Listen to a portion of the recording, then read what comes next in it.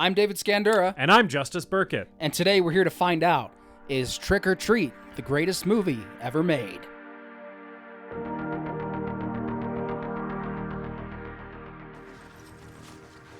Happy Halloween!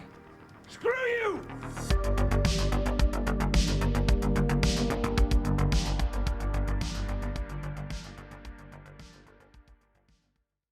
Welcome to the greatest movie ever made, the show where we watch a movie and tell you if it's the greatest movie ever made. Woo! A movie that is so thoroughly entertaining and compelling that while you're watching it, it's the only thing that matters in the world. I am joined, as always, by my co-host and zombie child at the bottom of a rock quarry, Justus Burkett. Happy Halloween, Halloween, Halloween, happy Halloween, TGMEM podcast. It's Halloween, fuckers. It's actually not Halloween. The day that this episode is released, it will be the closest Thursday to Halloween. But it's almost Halloween.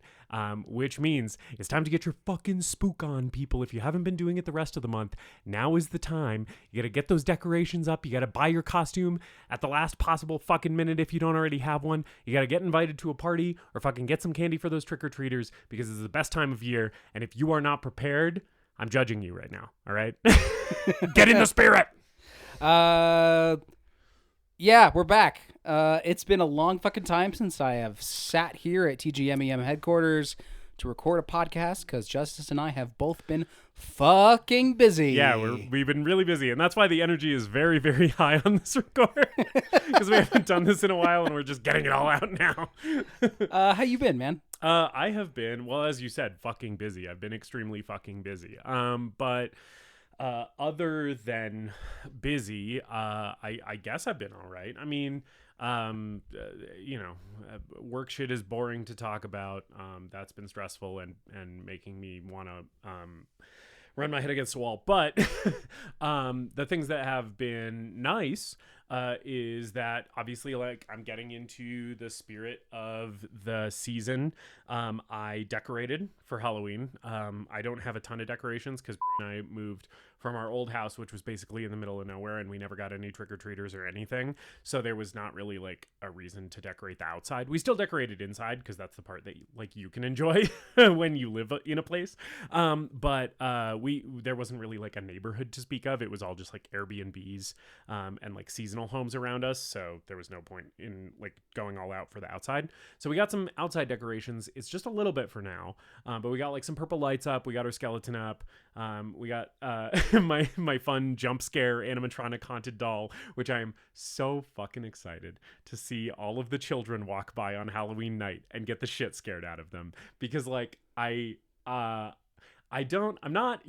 listeners to this podcast, you may have picked up by now, given how David and I have talked about, for example, child murder in films. I am not the biggest fan of kids. Like, I don't necessarily intend to have any. The Podmaster and I have talked about this. Also like, just having kids around is never a thing that I enjoy generally. But on Halloween, I do tend to like make an exception. Like, that's the amount of like child interaction I want out of the whole year, is just kids coming to my house and getting candy on Halloween. But like, I like seeing their costumes. They're all very cute or whatever. It's nice to give them candy and like help make their night, special and enjoyable. But also, you're allowed to scare children on Halloween. And there's a little bit of a mean, vindictive person within me that enjoys that aspect of it a lot. And I want to become the scary house in the neighborhood. Because when I was a kid trick-or-treating, I always remember, like, there would be a house that I was, like, afraid to approach, right? Because they put up the decorations that were a little bit less, like, fun and cutesy and kitschy, and a little bit more like haunted house type shit, like a little bit more like this house is trying to be scary and not just be like fun and approachable for trick-or-treaters. And I always remember that very fondly from my childhood. I think it has helped shape me into the horror fan that I am today, is memories like that of going out on Halloween and being scared to approach that house, but then doing it and feeling like I overcame that fear and got a little bit of a rush, a little bit of a thrill from it. And I want to be that house in this neighborhood. I want our house to be the house that kids are afraid to approach, but then once they do, they're like, oh, I did it, and I was brave, and I got some candy from it, and it was worth it, you know? So this is the first step that I'm taking in that journey to become the scary house in the neighborhood. And that has been a bright spot of my week, is preparing for that and working on that. Even though it's only a little bit. I intend to go more all out in future years when I have more like money and attention to devote to it. Yeah, I would love to one day be the house that gives out the full-size candy bars. Yeah. I mean, that's a big reputation to live up to, but I feel like once you're there, it's a good place to be. Yeah, totally. Yeah, you want to be like the house that kids are excited to go to for like one reason or the other, right? Because it's like, oh, these people always give out the big candy, or like, oh, this house always has the best decorations or whatever. It's like fun to be like the event house, right? I think. Right.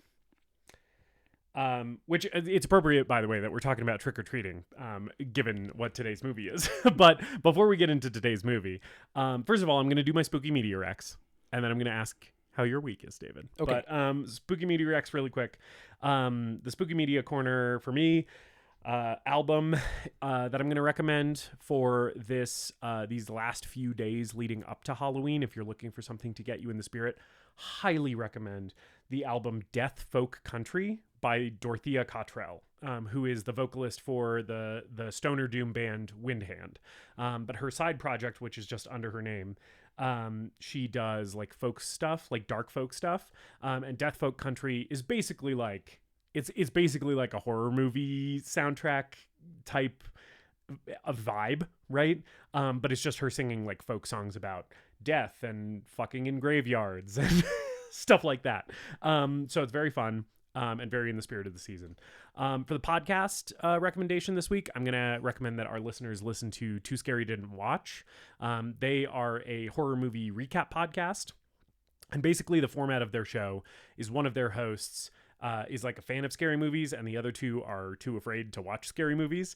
And so the brave host watches a scary movie and recaps it to her two co-hosts. And it is very fun to listen to. You get to hear the whole plot of a horror movie. You can listen like I do, which is basically as someone who's already seen the movie. You basically listen for the other two hosts' reactions to all of the fucked up and scary shit that happens. Or if you're a person who's listening to this podcast and maybe you don't like horror movies, you're a little scared to watch them, it's also like an approachable way to kind of learn what happens in some of those movies and maybe then decide if you want to watch them based on how disturbed you are by the summary. And I just really like the dynamic between the three hosts. Also, if any of the Too Scary Didn't Watch ladies are listening to this podcast, we would love to have you on. Please reach out to us. I doubt any of them will hear this, but we would love to have any of the three of them on to talk about whatever movie they want to talk about. And then lastly, for the movie / TV show rec this week, I'm going to go with a TV show recommendation and recommend that our listeners and David watch the first 2 seasons of MTV's Scream, because it is... I say MTV made a Scream series. I heard it was good, but Yeah. but you know, you mentioned that and I forget about it. I've always forget about it. Yeah. It sounds bad. If I say MTV made a Scream TV show, Yeah. that sounds bad, right? But the first 2 seasons are so much better than they have any right to be. They're so good. The first season sort of drags a little bit at the beginning, and there was a point when the Podmaster and I were watching it for the first time when we were like almost ready to give up on it. And then we hit a point, there's a really, really excellent kill that happens at just the right moment when the series is starting to drag, and then it really picks up from there. And then after that point, it's you're golden. It's so fucking fun. Seasons 1 and 2 are so good. And seasons 1 and 2 are like season 2 is a direct continuation of season 1. Then in season 3, it moves to VH1. They rebooted it. It's a different story, different cast. And unfortunately, season 3 completely fucking sucks, and you don't need to watch that one. But I'm recommending specifically MTV's Scream seasons 1 and 2 because they are so much better than you would think that show would be. And if you're a fan of Scream or a fan of slashers, you really got to give it a shot because it is so much fucking fun. And I think it's been streaming on like Netflix. I think it was on Hulu for a hot second. So you can probably find it out there somewhere on the internet. But yeah, those are my Spooky Media Recs. David, how are you this week, my friend? I'm doing great. We wrapped our run of Two Noble Kinsmen with Flagstaff Shakespeare Festival. I had a great time getting back up on stage again. If anyone listening would like to see the show and didn't have the chance to, which is probably everyone listening, because I think the only people who came to the show that I knew were you and my parents. I had to come because I'm on staff for the company. They have there will be at some point a payable stream link to stream the show on flagshakes.org. If you're at all interested in seeing me in that production, I think if you'd like to see Justice in 12th Night, I think that should still be up there as well. Yeah, I believe so. Yeah, flagshakes.org. You can also follow him at flagshakes on social media if you're interested in watching those shows. But it was, that was a great experience. I was stressed out for the first couple of weeks. I got back into the rhythm of it and had a really good time being goofy up on stage with this cast. I am, as far as my spooky media recommendations, I am deep in the pumpkin-ussy of spooky season right now. So I have lots to throw at you.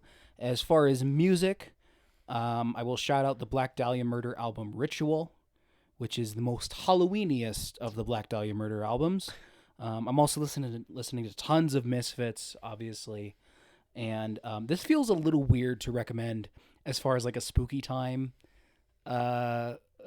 music recommendation, because it is one of the most harrowing and horrifying and physically affecting pieces of music I've ever heard, is the album Plague Mass by Diamanda Gallis, who had a trilogy of albums in the 80s based around the AIDS epidemic. Ooh. And it kind of culminated with this live performance called Plague Mass, where she appropriated different parts of different songs and kind of made new interpretations of those compositions with mostly just her voice and very minimal instrumentation, and uses gospel songs and hymns and quotes from the Old Testament, different languages. It is 72 minutes of just pure terror. And if you're a fan of music that makes you feel like shit, I would highly recommend it. If you're a fan of feeling like shit and having a bad time, which I am, so I will probably give that a listen. As far as movies go, I'll start off with a horror anthology to go along with today's movie.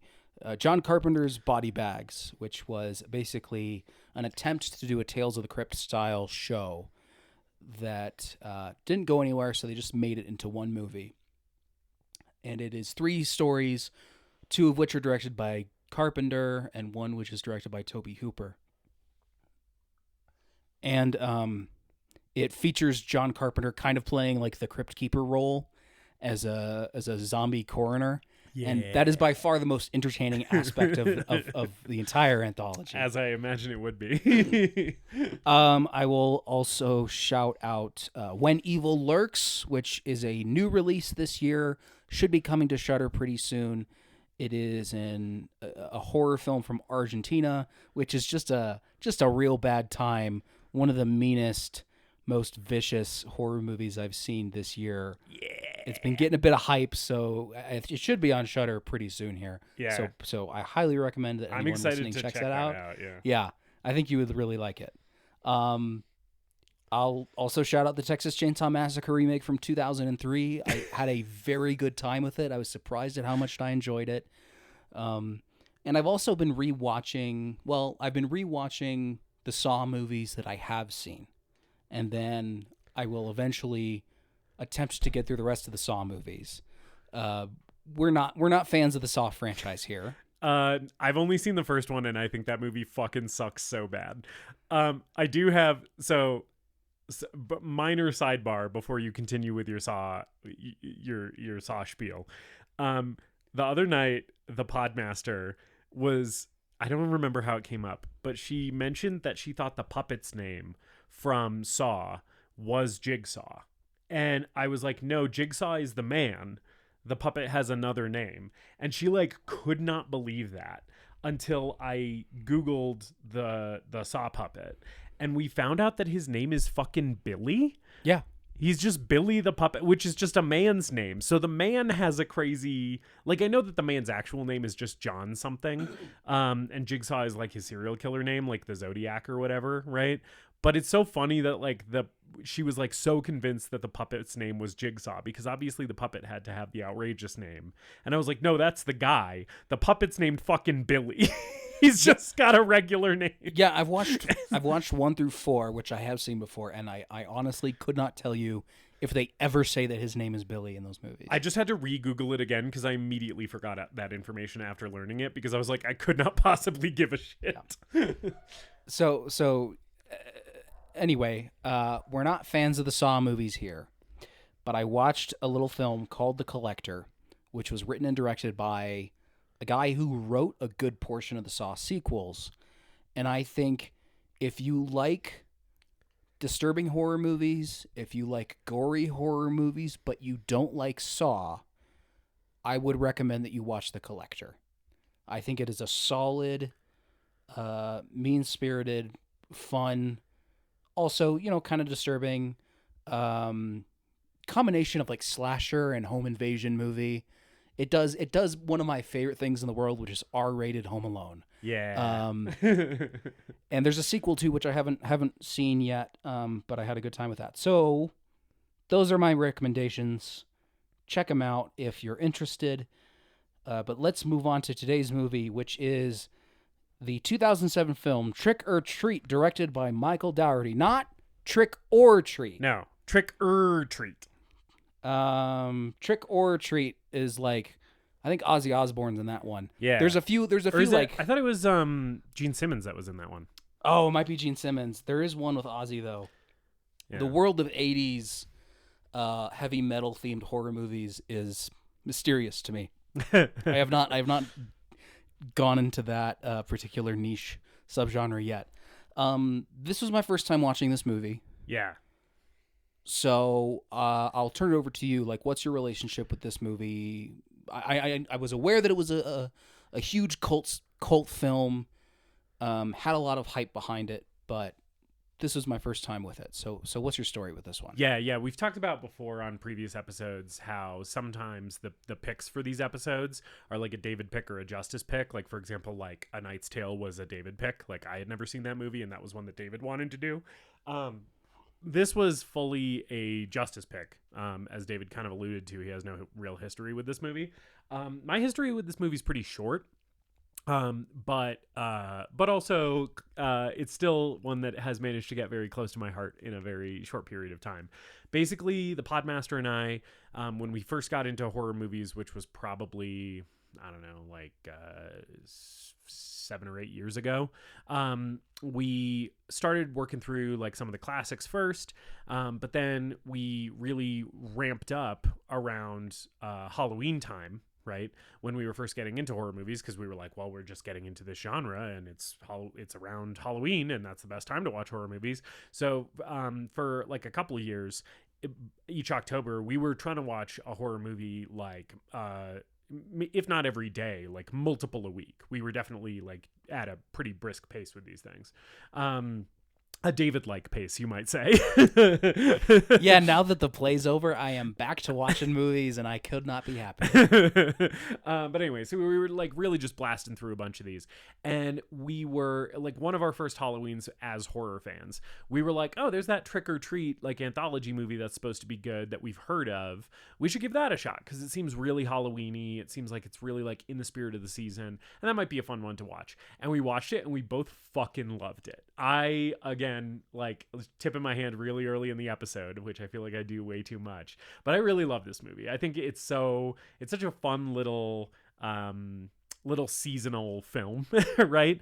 It to me is like a Halloween movie in the same way that Christmas movies are Christmas movies. It feels like the holiday and it like feels like the season to me. And so because of that, this then immediately kind of planted itself in our regular Halloween rotation. And we watch this movie pretty much every year. So this was maybe like my fourth or fifth time watching it. Because basically since the first year the Podmaster and I watched it together, we revisited it pretty consistently. And like we immediately bought it on Blu-ray pretty much as soon as we got a Blu-ray player, because we knew it was one of those ones that we're going to go back to time and time again, just because it's such a it's just such a fun little seasonal activity. You know, you cozy up with a nice Oktoberfest or a nice pumpkin beer, you know, and you have like a bowl of crockpot stew or whatever, and you light a fire in the fireplace and put on Trick or Treat, and you're fucking golden.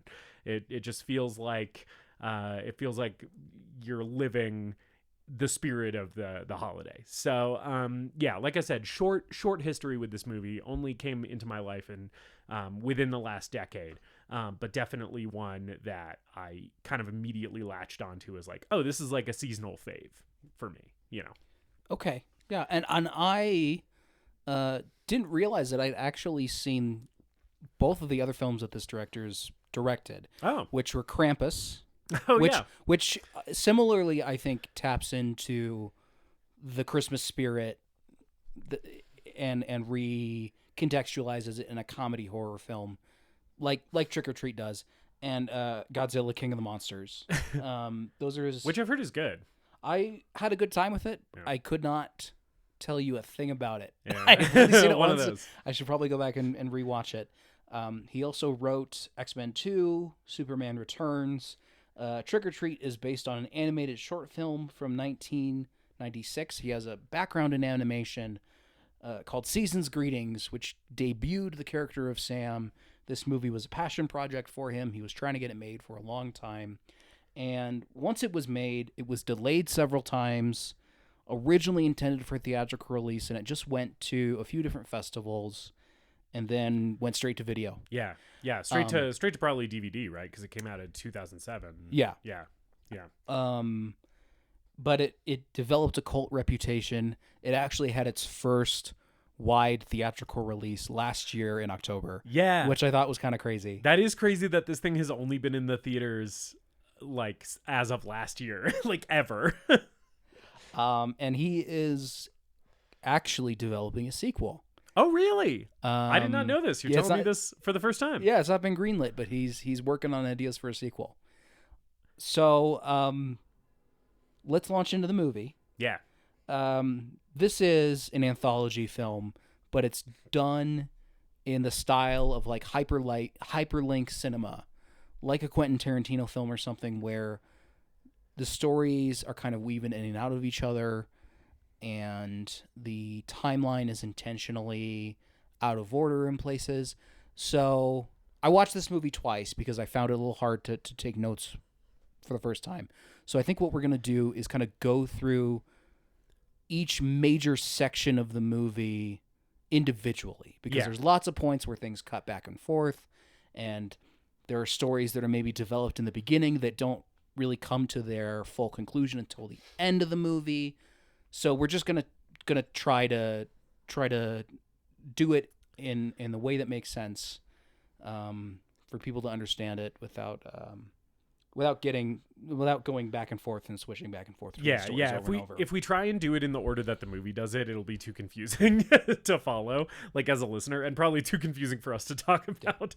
We'll start with the prologue. Yes. Before we dive into it, I did want to say a real quick couple things about this movie. Yeah, go ahead. Just generally, because I talked about my history with it, but watching it this week for the record, I got some specific feelings about it, and one thing that I just want to preface this with, because I'm probably going to be pretty effusively positive about this movie, is that I fucking love short form horror so much. I've talked about this on the podcast before. I listen to a lot of horror podcasts.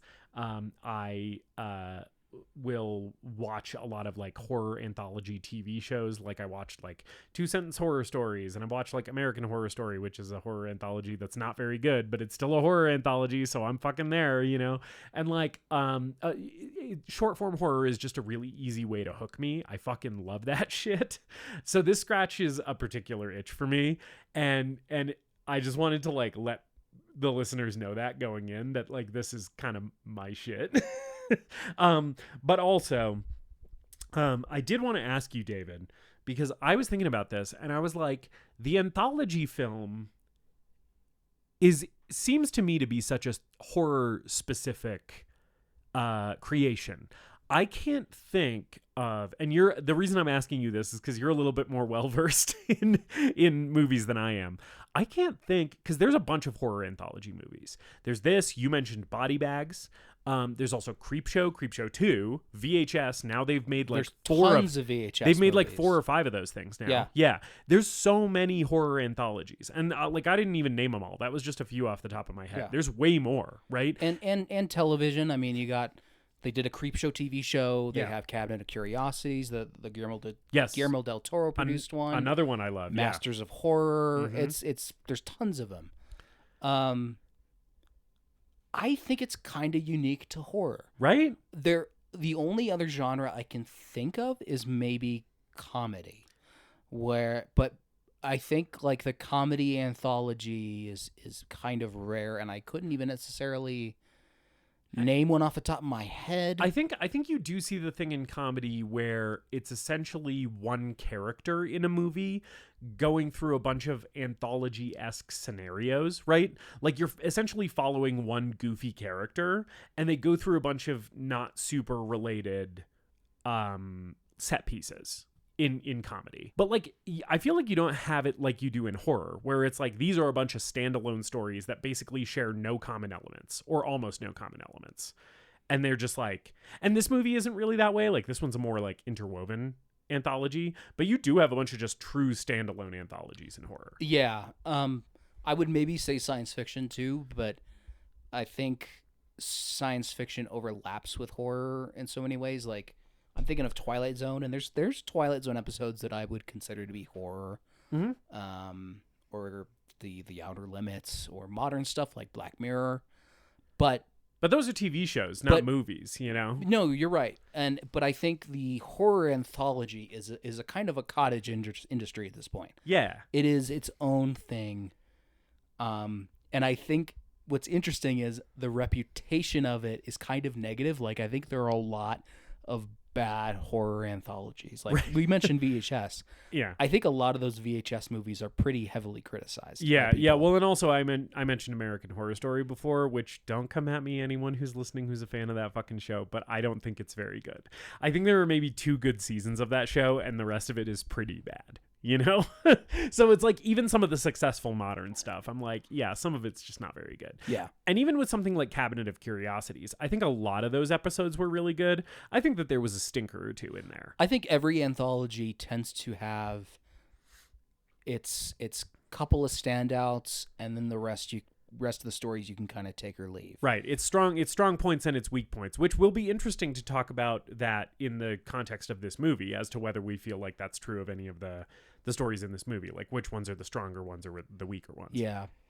But thank you for bringing that up. That was a very good point to bring up. Yeah, thank you. Thanks, teacher. Yeah. I had a good question. Let's jump into the prologue. Yeah. That's the shortest bit, easiest to talk about. We start off with this 50s style trick-or-treat safety video, which immediately endeared me to this film. Yeah. About it only lasts for a few seconds, but it's like what not to do when you go out trick-or-treating. Yes. And with this little kind of inset TV effect. So, you know, in the middle of the screen that immediately match cuts to a close-up of a jack-o'-lantern. Yes. After it's over. And the little 50s like PSA that David's talking about is like kind of talking about the rules of Halloween, which is going to kind of be the overarching thing of this particular horror anthology. Is basically there are rules of Halloween, and if you follow the rules of Halloween, you're going to have a good night, and if you break the rules of Halloween, you're going to get fucked up. and I like that no one in the movie really clearly spells that out to either the characters or the audience. Yeah, it's pretty implied. It's mostly implied, and you kind of get that impression throughout the movie. The character Sam which we'll talk about in detail when he comes up, kind of functions as the spirit of Halloween, and he's enforcing these rules. Yes, he's Halloween code enforcement.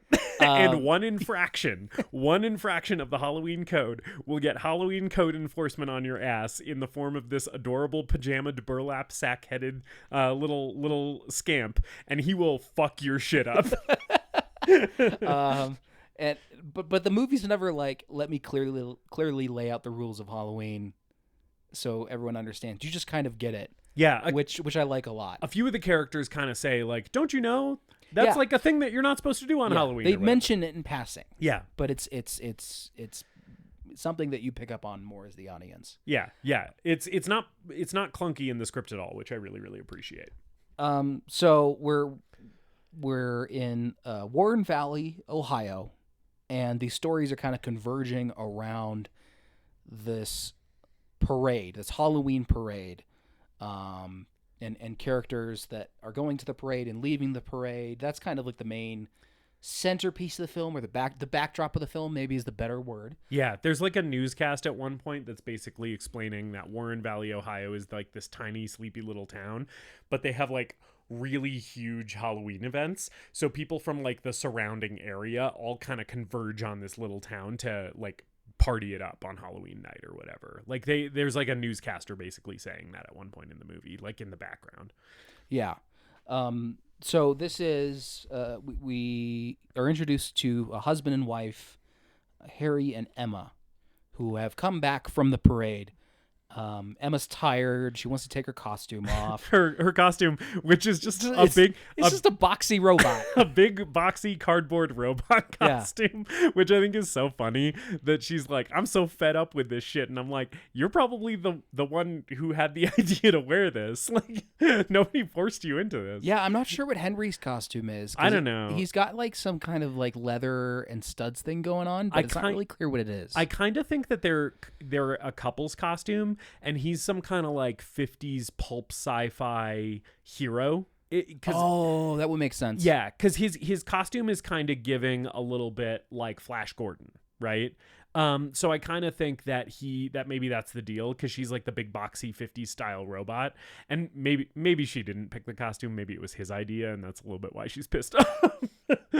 But yeah, she's like had enough of partying for the night or whatever. She's tired. She wants to go to bed or whatever. Yeah. And she's also sick of these fucking decorations in the yard. The first thing that she does, which this is kind of a moment where we call out the Halloween rules. She blows out the jack-o'-lantern, which, sorry, what's the guy's name? I did not take notes on this. Henry. I didn't take great notes on character names either. Yeah. I tried to, yeah. and then I gave up. It's an anthology, so characters come and go really fast, and it's really easy to just be like, oh yeah, that guy. But yeah, so she blows out the jack-o'-lantern, and Henry's like, you better not do that. That you're supposed to leave him lit all night. And she's like, nope, his light's going out. So and we kind of see this.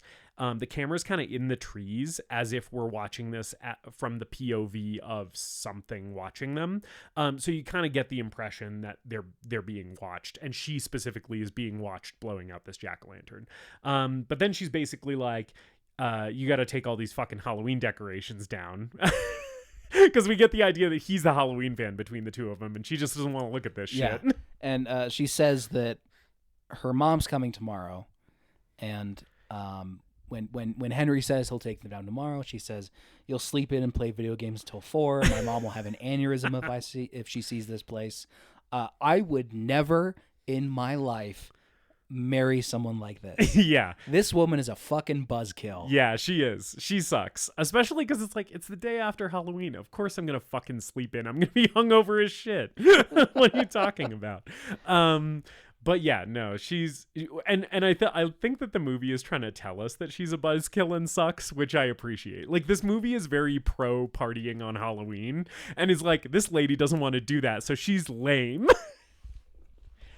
So she tells him to go inside, and she starts packing up the decorations and grumbles to herself about how much she hates Halloween and such. But when so she starts taking down the decorations, right? Yeah. But before that, she tells him to go inside and put on the tape, because he's also horny. This is another thing with this guy. Yeah. He's horny and wants to fuck. Yeah. So she's like, go inside and put on the tape. And I don't the podmaster watched this with me because it's a normal seasonal rewatch in our house regardless. So because I was watching it for the pod, she also watched it. And we were talking during this scene, and I was like, so is he putting on the tape because she's like, I have to take down these decorations, so I'm not gonna fuck you tonight, but I understand that you're horny and need to get your rocks off, so like go watch the porno tape and jerk off? And so that was my stance. That's what I thought was happening. What the podmaster thought was happening is that she is saying that he should go put on the tape to continue being horny long enough for her to take down the decorations so she can come in and fuck him. I'm not sure which one you thought it was. I agree with I think it's the second one. I think he's getting in the mood. Right. He's clearly already in the mood. Yeah, it's just something to satiate him until she comes in. See, and that's interesting to me because as a married man who has a partner who, shockingly, listeners, I have sex with my wife. If I'm ever like, hey, like I'm really in the mood, and she's like, I have to do this task first, she's never like, go watch porno to keep yourself hard so that I can come fuck you later, right? It's basically, she's like, wait until I do this thing, and then and that's enough for me. I can just wait. I don't have the attention span of a fucking raccoon. And I don't know where raccoon came from, by the way. I don't know if they're renowned for having short attention spans. But I don't have a short enough attention span that I'm going to forget I wanted to fuck. I think some couples do that, though. I think some couples put on porn to get in the mood. I guess so. It's part of This is just a normal thing for them. I think it might be. Okay. I mean, and the way she says it, it's probably something that he likes more than her, obviously. Got it. Yeah. But it's very funny. He pulls out the tape and it says like nature It says nature special. Yeah. Which I thought was very funny. And he puts it on and he falls asleep too.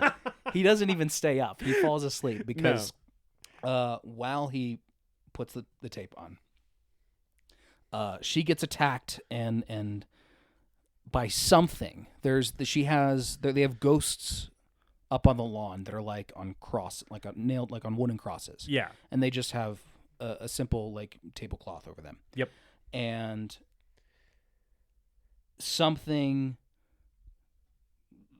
it's Sam. Sam, we don't see him at this point, but it's Sam. Right. Some little critter in there kind of grabs her face. Mm-hmm. Right? And she gets dragged into one of the sheets. And her throat gets slit with a broken jack-o'-lantern or a bitten jack-o'-lantern lollipop. Yes, yeah. It's like a one of those huge cartoonish lollipops shaped like a jack-o'-lantern that's got an enormous cartoony bite out of it. And is very, very sharp on the end. As a result, right? And I really like that throat slit while she's fully covered by the white sheet and the blood just splatters against the white sheet. I thought that was really good. Yeah, it's a good one. I agree. And there's like trick-or-treaters like walking by while it's happening, and they're just like, oh fuck, what's that? It kind of rules. Yeah. And we've already kind of built up a bit of suspense. There was like a guy in a mask kind of staring at her from across the street, but he gets picked up and right. So kind of a fake out scare, like almost like a fake out Michael Myers. Yeah, I was getting a lot of Halloween 78 vibes from this sequence. So she's killed. Henry wakes up from his nappy nap. His porno nap. I love to nap to the sounds of people raucously fucking. And comes downstairs to look for her. And they have like fake body parts kind of strung up in the trees as part of their decorations. This was the thing that I also wanted to call out. Yeah, continue. And he just looks for her on the lawn, and in the background he's like, babe, I finished the porno. It's time to fuck. I'll have to rewind it and put it in again. We see there's a few extra body parts hanging from the trees that weren't there before that look suspiciously human and suspiciously actually wet. dripping blood, dripping what appears to be real blood. Yes. And then he notices one of the ghost heads is kind of glowing. It's like lit up. Yeah. and he walks over to it and takes the sheet off, and her head is mounted on the top of this cross. Her severed head. Severed head is mounted on the top of this cross with lights, I think with Halloween lights. Yeah, and, like the orange lights. And the lollipop shoved in her mouth. Mm-hmm. And I think we're in for a good movie, Justus. Yeah, he screams and freaks out, and that's our cold open. Like, that's the opening of the movie, and it fucking rocks. Yeah. It's so good. Our main titles basically start with a comic book style drawing of that shot of her head. And this main title sequence is a bunch of comic book panels of the stories that you're going to see. Lots of artwork from of Sam, John Carpenter font, baby. Yep. This movie knows exactly what it is. Yeah. The comic book thing, I was like, I was kind of torn on this watch more than previous watches, where I'm like, is this an homage to Creepshow or is this ripping off Creepshow? And I landed on homage. I think most of the references in this movie, and there are many, are homages. I don't think there's anything in this movie reference-wise that took me out of it. Right. That drew attention to itself. There's a lot of stuff hidden in the background. Yeah. There are stray lines that you'll catch from other movies, but it's nothing so obvious that it would take that it personally took me out of the situation. Yeah, I'd agree with that. But the comic book thing is very Creepshow. And I was like, they should make a comic book. I would read a Trick or Treat comic book. Oh, apparently totally. They actually did. Oh, that rules. Which is cool. Yeah, that's fun. Because I think the comic book aesthetic totally worked for me. Yeah. I love the little comic drawings of Sam, especially. His character is so suited for that, which makes sense when you tell me that the creator of this had a background in animation and that this was kind of his like pet project character, right? Like, it makes complete sense that he translates very well to like a drawn format. Because he does have, like, just to describe Sam a little bit, we haven't really seen him in the movie yet, but he, like I said before, he has like orange footy pajamas, and he has a perfectly round, like, beach ball head that is covered in a burlap sack with 2 button eyes and a stitched smile as a mouth. And he just looks so, even live action, he looks really cartoonish. Which I just love his look. I think his design is so good. Yeah. And he is out trick-or-treating and dragging a bag of candy behind him. Yes. Also in these opening credits, in addition to the comic book stuff, we do see, I don't know which anthology bit were you going to go into first, David? Were you going to go into the principal first? I was going to do the principal first. Okay, so then this is the perfect time to mention this. We also see a big old fat kid, a big rotund child, walking the sidewalks of this Ohio town, just dragging a super full pillowcase full of candy behind him, because isn't this kid just a fat slob? The horror movie fat kid is a tried and true trope. It always works for me. I'm an overweight gentleman. I do not wish to body shame anyone. Yeah. But anytime I see a fat kid in a horror movie, I'm like, oh, fuck you, fat kid. You also know that the fat kid is always toast. Oh, that fat kid's fucking toast in every movie. I think Friday the 13th movies by law must include a fat kid. And that fat kid must die heinously in every movie. And usually in a way that is related to him being fat. I also feel like I'm allowed to say this because I also am, at least according to the BMI scale, overweight. And I was also a very fat child. So I've been there, and it's only by the grace of God that Jason Voorhees didn't take me when I was 11 years old, because I was a chubby little redheaded boy with little sausage fingers. I was prime for fucking Voorhees to toss me into trees while I'm in a sleeping bag or some shit. But this kid is also like kicking pumpkins, and he's wearing the worst thing that anyone could possibly wear Halloween night, which is a cheeky little shirt that says, "This is my Halloween costume." Fuck this kid. Yeah, he's annoying. And so our opening credits end And like I said, we're intercutting between anthologies, so we're skipping some stuff from another story. But basically, the next time you see this kid, he shows up at this house, right? And there's like a bucket of candy that's basically like, please take only one. And because this is a comical movie, like a comical horror movie fat kid, he immediately starts just shoveling handfuls of candy into his bag. Because, that's the obvious joke here. And from behind him, the homeowner here is like, not good for your diabetes, Charlie. Yeah. This is Principal Wilkins, Yes. played by Dylan Baker, who's a great actor that I would love to see in more things, and does a great job. It does a great job in everything that I've seen him in, portraying like the standard middle American man with a kind of dark side to him. Nerds and creeps is really his type. He's basically a nerd or a creep, or a hybrid of the two in basically everything I've seen him in. Yeah. But he sits down on the stoop there and starts carving a pumpkin with a giant kitchen knife. And talking very ominously to Charlie about like Halloween tradition or whatever. He's talking like he's Connell Cochran from Season of the Witch, talking about the Festival of Samhain. The barriers between the living and the dead were used to be down. Yeah. And this is the night the dead roam free.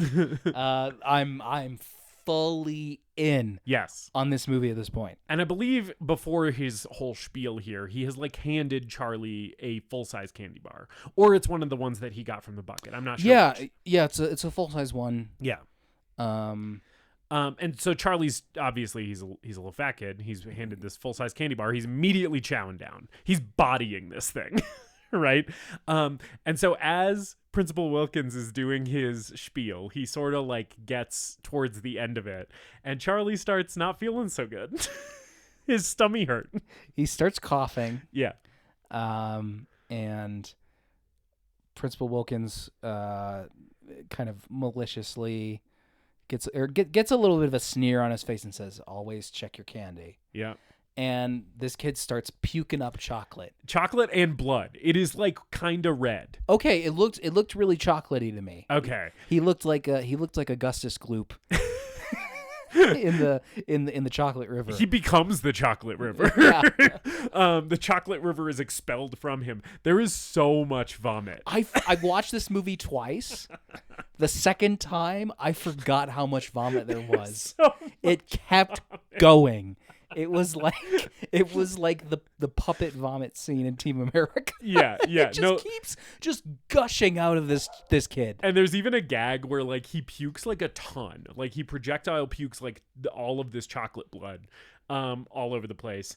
And Principal Wilkins thinks it's done, and I think like starts saying something else, and then he's interrupted by just way more vomit. Which I think is really funny. Yeah. And so then Charlie vomits himself to death. He pukes until he dies. And Principal Wilkins does not look alarmed or surprised by this. It's almost as if he intended this to happen. Yeah. He pops open a lollipop and sticks it in his mouth and drags Charlie inside. And trick-or-treaters knock on the door. Yeah. These trick-or-treaters are going to feature in another story here. And he's covered in blood.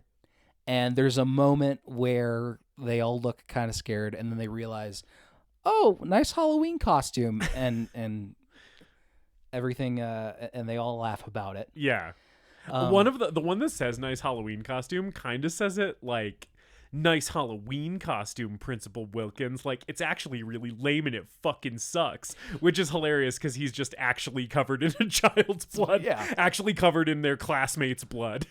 But the kid dressed as a pirate kind of gets a sense that something's up. Like, I think he's standing a little bit closer and gets a good look at the blood on his shirt. And kind of looks at the principal's face and kind of catches some of the edge there and is like, I don't want to be at this house anymore because this is scaring me. So yeah, then is Sam with these trick-or-treaters? So these trick-or-treaters take off, Yeah. and then Sam's standing behind them. Right. And Sam gets a piece of candy himself. Yep, and walks away. And wanders off. And the trick-or-treaters go off to have their own story, which will be coming up in a minute here. Yeah. So the principal drags Charlie's body to an open grave that he already has dug in the backyard. Yes, this is highly premeditated. Yeah, no, he knew he was killing this kid on Halloween. And it's a big grave too, so I'm wondering if if he's been planning to take out multiple kids. Or maybe he just thought Charlie was even fatter than he was. He's like, that Charlie kid, he's got to be like 300 pounds, right? I better make this grave 4 feet wide. But yeah, so he sticks Charlie's body in there and is down there like in the grave with it. And then his nosy neighbor, Mr. Krieg, comes out and is basically like, or no, first it's his kid yelling, right? Yes. Yeah. Go watch Charlie Brown. Yes. Charlie Brown is an asshole. Yeah. So Principal Wilkins, we find out, has a small child. He's probably like, I don't know, like 6 or 7. And he is like, it's a 2-story house and he's like in the 2nd story. So he's like screaming out the window at his dad, who is like actively burying a body. And his dad tells him to watch Charlie Brown. And his response is that Charlie Brown's an asshole, which is very funny. And this kid wants to carve a pumpkin. Yes, he really wants to carve the jack-o'-lantern, right? And his dad's like, in a minute, I'm in the middle of something. I have to fucking bury this child that I murdered. And then his nosy neighbor, Mr. Krieg, comes out. Yes. Because the kid is being fucking annoying. And the Mr. Krieg's dog. Oh, yeah. Sneaks under the fence, starts barking. Yes. Principal Wilkins to shut the dog up. Shuts the dog up by cutting off one of Charlie's fingers with the shovel and chucking at the dog to try to distract him, and then Mr. Krieg comes out. Which, by the way, very, very funny. Very funny that he tosses this dog a finger to keep it quiet. Also, so fucking stupid. Yeah. If you're a murderer, you know what has prints on it? And a bunch of DNA? A fucking finger. And you want to keep that shit in the grave that you're digging in your yard. Now, okay, so I'm not giving advice to anyone murdering children, because if you're actually murdering children, I hope you're caught. So, honestly, throw as many fingers to dogs as you want. But I'm just saying, if I was a murderer and didn't want to be caught, I would not be tossing fingers into my neighbor's yard. Yeah, that seems like a really good way to be in prison for the rest of your life. You better hope that dog hungers for human flesh. Yeah, because if that thing otherwise is not there's fully just a digested, kid's finger in the yard. And even then, if the dog's shitting bones, if someone finds bones in their dog shit, they might be like, huh, what's this? Although I guess if I found bones in my dog shit, I'd be like, it's probably a squirrel or something. It's fine. Anyway, so yeah, he tosses the finger to the dog. And then, nosy Mr. Krieg comes out and is like, what are you doing over there? Shut the fuck up. I hate Halloween and I'm trying to sleep. You're burying bodies over there? Mr. Krieg, played by Brian Cox. Brian Cox, my man. So Brian Cox is one of my guys. Obviously. I fucking love Brian Cox. And I love underrated horror icon Brian Cox, because he's in more horror movies than you realize. I fucking love him in The Ring. I fucking love him in Autopsy of Jane Doe. I fucking love him in this movie. Anytime he shows up in a horror movie, I'm like, Brian Cox in a horror movie. Yes. And he this is no exception. He fucking rules. Yeah. During this sequence, he's you don't see him over the fence because everything's from the perspective of Principal Wilkins. So, but you see him peer through a hole in the fence, but you don't get a good look at him fully. So, I saw Brian Cox's name in the credits. Did not realize this was Brian Cox. Oh, you didn't recognize his rasping wheeze? No. And then we got an hour into the movie when his story finally comes around. I'm like, oh, that's Brian Cox. Yeah, holy Brian shit, Cox. I forgot. Yep. But yeah, so Mr. Krieg is basically giving him shit. He's like, you need to keep your fucking kid quiet. You're being too noisy out there. And Wilkins is like, okay. And at this point, Charlie sort of comes back to life a little bit. So while Wilkins is trying to get Krieg off his case, and like Krieg's like David said, you can't really see him past the fence. So Krieg can't really see what Wilkins is doing. There's like a little knot hole in the fence that he's looking through, but all he really sees is Wilkins kind of sticking halfway up out of like a hole in the ground. And Wilkins's excuse is basically like, septic tank was acting up, so I'm like down in the ground fucking fixing it. Krieg eventually is like heading back into the house because Wilkins has successfully got him off his case after the Charlie sort of comes back to life and he kicks him in the face a bunch and then I think cuts his head off with the shovel. Yes. It's implied that that's what's happening. He kicks him in the face a bunch to like get him unconscious again and then puts the shovel against his neck and starts stomping on the shovel to cut his head off. Billy comes back to the window and starts screaming again About the jack-o'-lantern. back to jack-o'-lantern. He wants to go to the parade. Principal Wilkins mentions he has a date. Yeah. And Billy goes back inside. Charlie is dearly departed at this point. So yes, he vomited himself to death, came back to life, got kicked in the face a bunch, and then got his head cut off with a shovel, and also got one of his fingers cut off with a shovel. So safe to say Charlie has had the worst Halloween ever. Principal Wilkins goes back inside and looks to see that Mr. Krieg is knocking on his window, playing in his house, pleading for help. Oh yeah, we should say before Mr. Krieg went inside before. Oh yeah. Yeah. Wilkins did say like as Mr. Krieg is like, okay, well shut the fuck up and leave me alone, and he's like going back inside. Wilkins is like, happy Halloween, Mr. Krieg, and Brian Cox just goes, screw you. Which I love.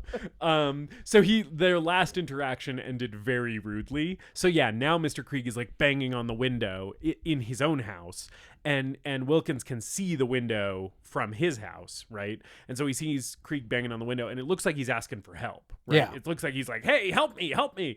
And Wilkins' response is, screw you. Opens the door, goes back inside, and we see that something jumps on Mr. Krieg.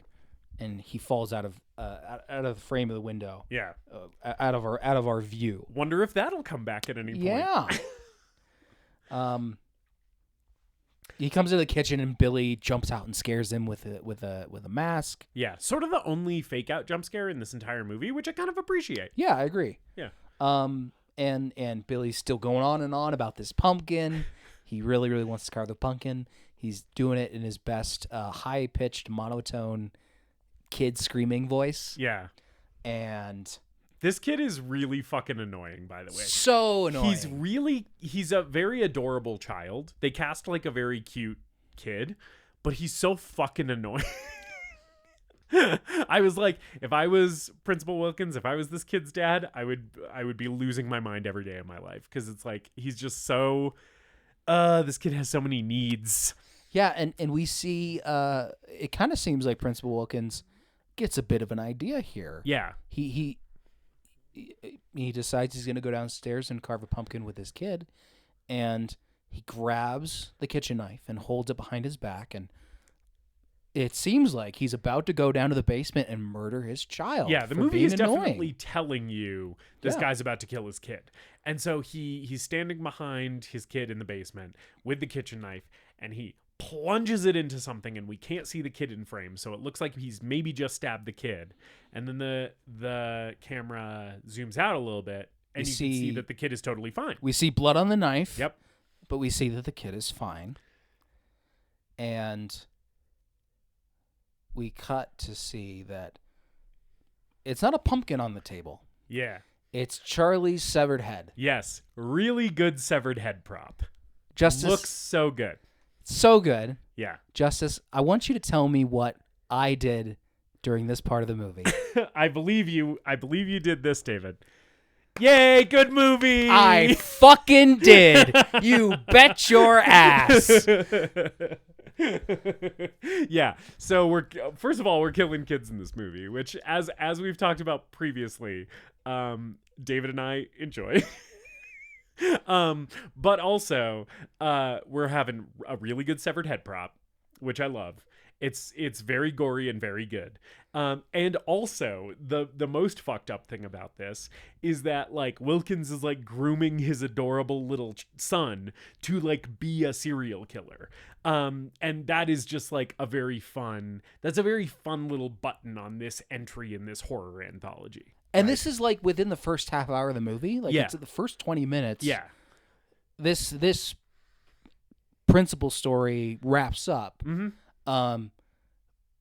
This is basically his arc. Like the principal does come back in another story, but this is basically the principal story. Yeah. Right. And we're killing kids in the first half hour of this movie. Yeah. I'm a happy fucking guy. David and I and the Podmaster are all happy campers at this I'm point. so excited for the rest of this movie. Yeah. At this point. Yeah. So from here, we should probably get into Werewolf Babes.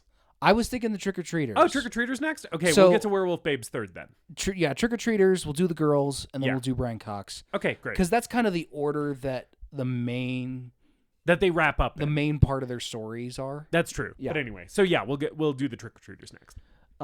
So these are the trick-or-treaters that showed up at the principal's house a Yeah. few minutes ago. And gave a passive-aggressive compliment to his costume. Yeah. And we see them continue to have awkward interactions with grown-ups. They show up at Mrs. Henderson's house, and I'm assuming this is another teacher from the school. I think it is, and I think this is a party of teachers because they mentioned that a coach Yes. is in there too. Yes. So I think this is a teacher Halloween party. It's a teacher Halloween orgy. It is a teacher Halloween orgy. These teachers have met up on Halloween to all apparently fuck each other and are still answering the door for trick-or-treaters who are going to be their students. It's a small-ass town. Like, I don't understand. It's one of those funny things, and I love this in a horror movie, and especially in a Halloween set horror movie. I love when it's a Halloween set horror movie in like a small adorable Americana town, and there's just like a seedy, gross underbelly that's sort of hinted at. Halloween 78 has that like the tiniest bit. I haven't seen the Rob Zombie Halloweens, but Halloween 2018 does that a little bit more. And Halloween Ends, actually, a movie that I have mixed feelings on, does it big time, where it's like, this is like a charming Americana town, but also things are like really fucked up and gross here if you go like one level below the surface. Yeah. And I always kind of enjoy that. And everyone knows each other, so that Yeah. makes it even more... Right. If people are having an orgy... and it's a tiny town, that's weirder than people having an orgy and you kind of stumbling upon it in a big city, right? Because it's then in a big city, you're like, oh, I don't know any of these people. But in a small town, it's like, oh, that's like my gym teacher. And I just saw him fucking a hot dog. Yeah. Oh, that's a great line.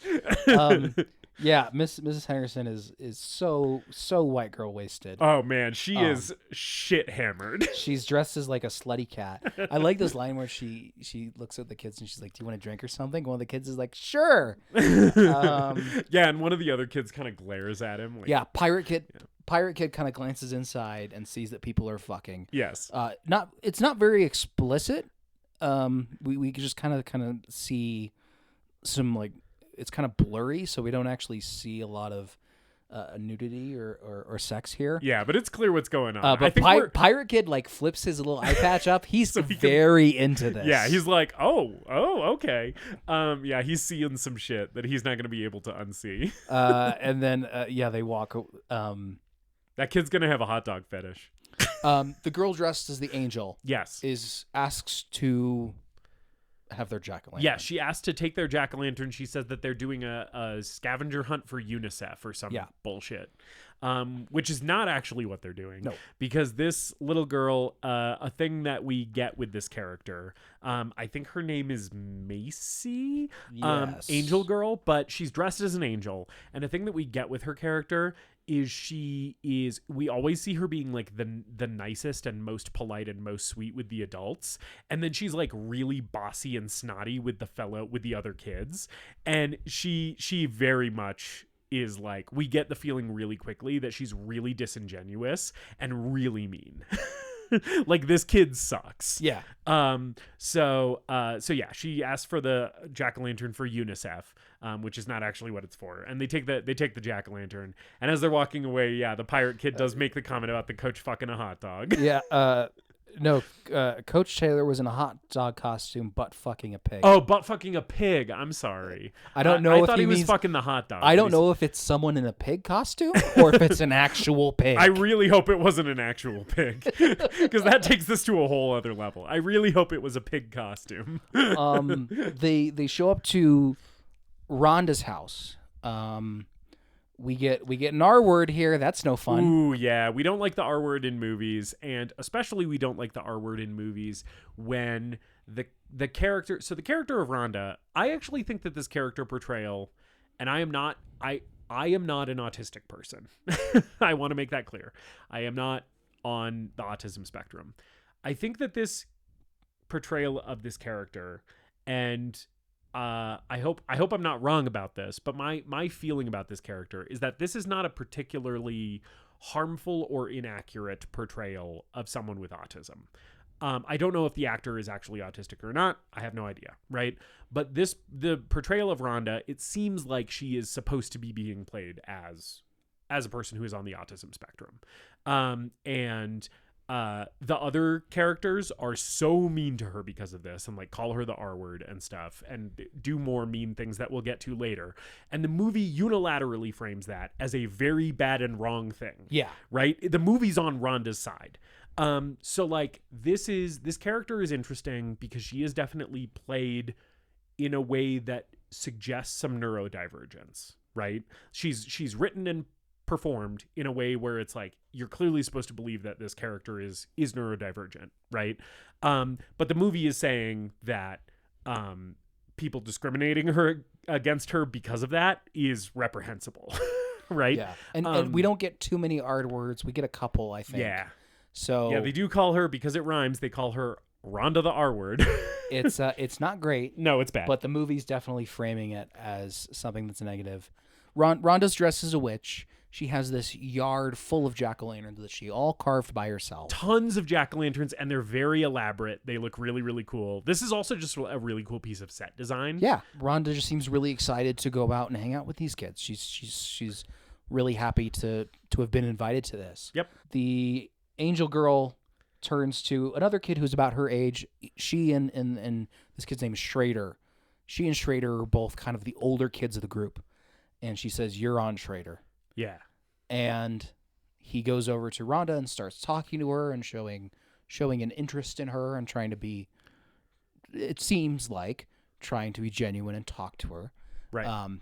But we get the impression that this is all an act that they've planned out beforehand. Right. It's a setup for something, right? So Schrader is supposed to make her feel like he's being nice to her so that they can get her to, pull some kind of prank on her later. Yeah. Is the kind of the vibe we're getting. A little bit later on, we're in the woods, and Rhonda's talking to the pirate boy about Samhain, about the history of Samhain, and where all these Halloween traditions come from. They're walking to a rock quarry. Your classic, good old fashioned rock quarry that's in these Stephen King-esque small town stories. It is funny because this takes place in Ohio, but this rock quarry belongs in Castle Rock, Maine. This rock quarry belongs in the town of Derry.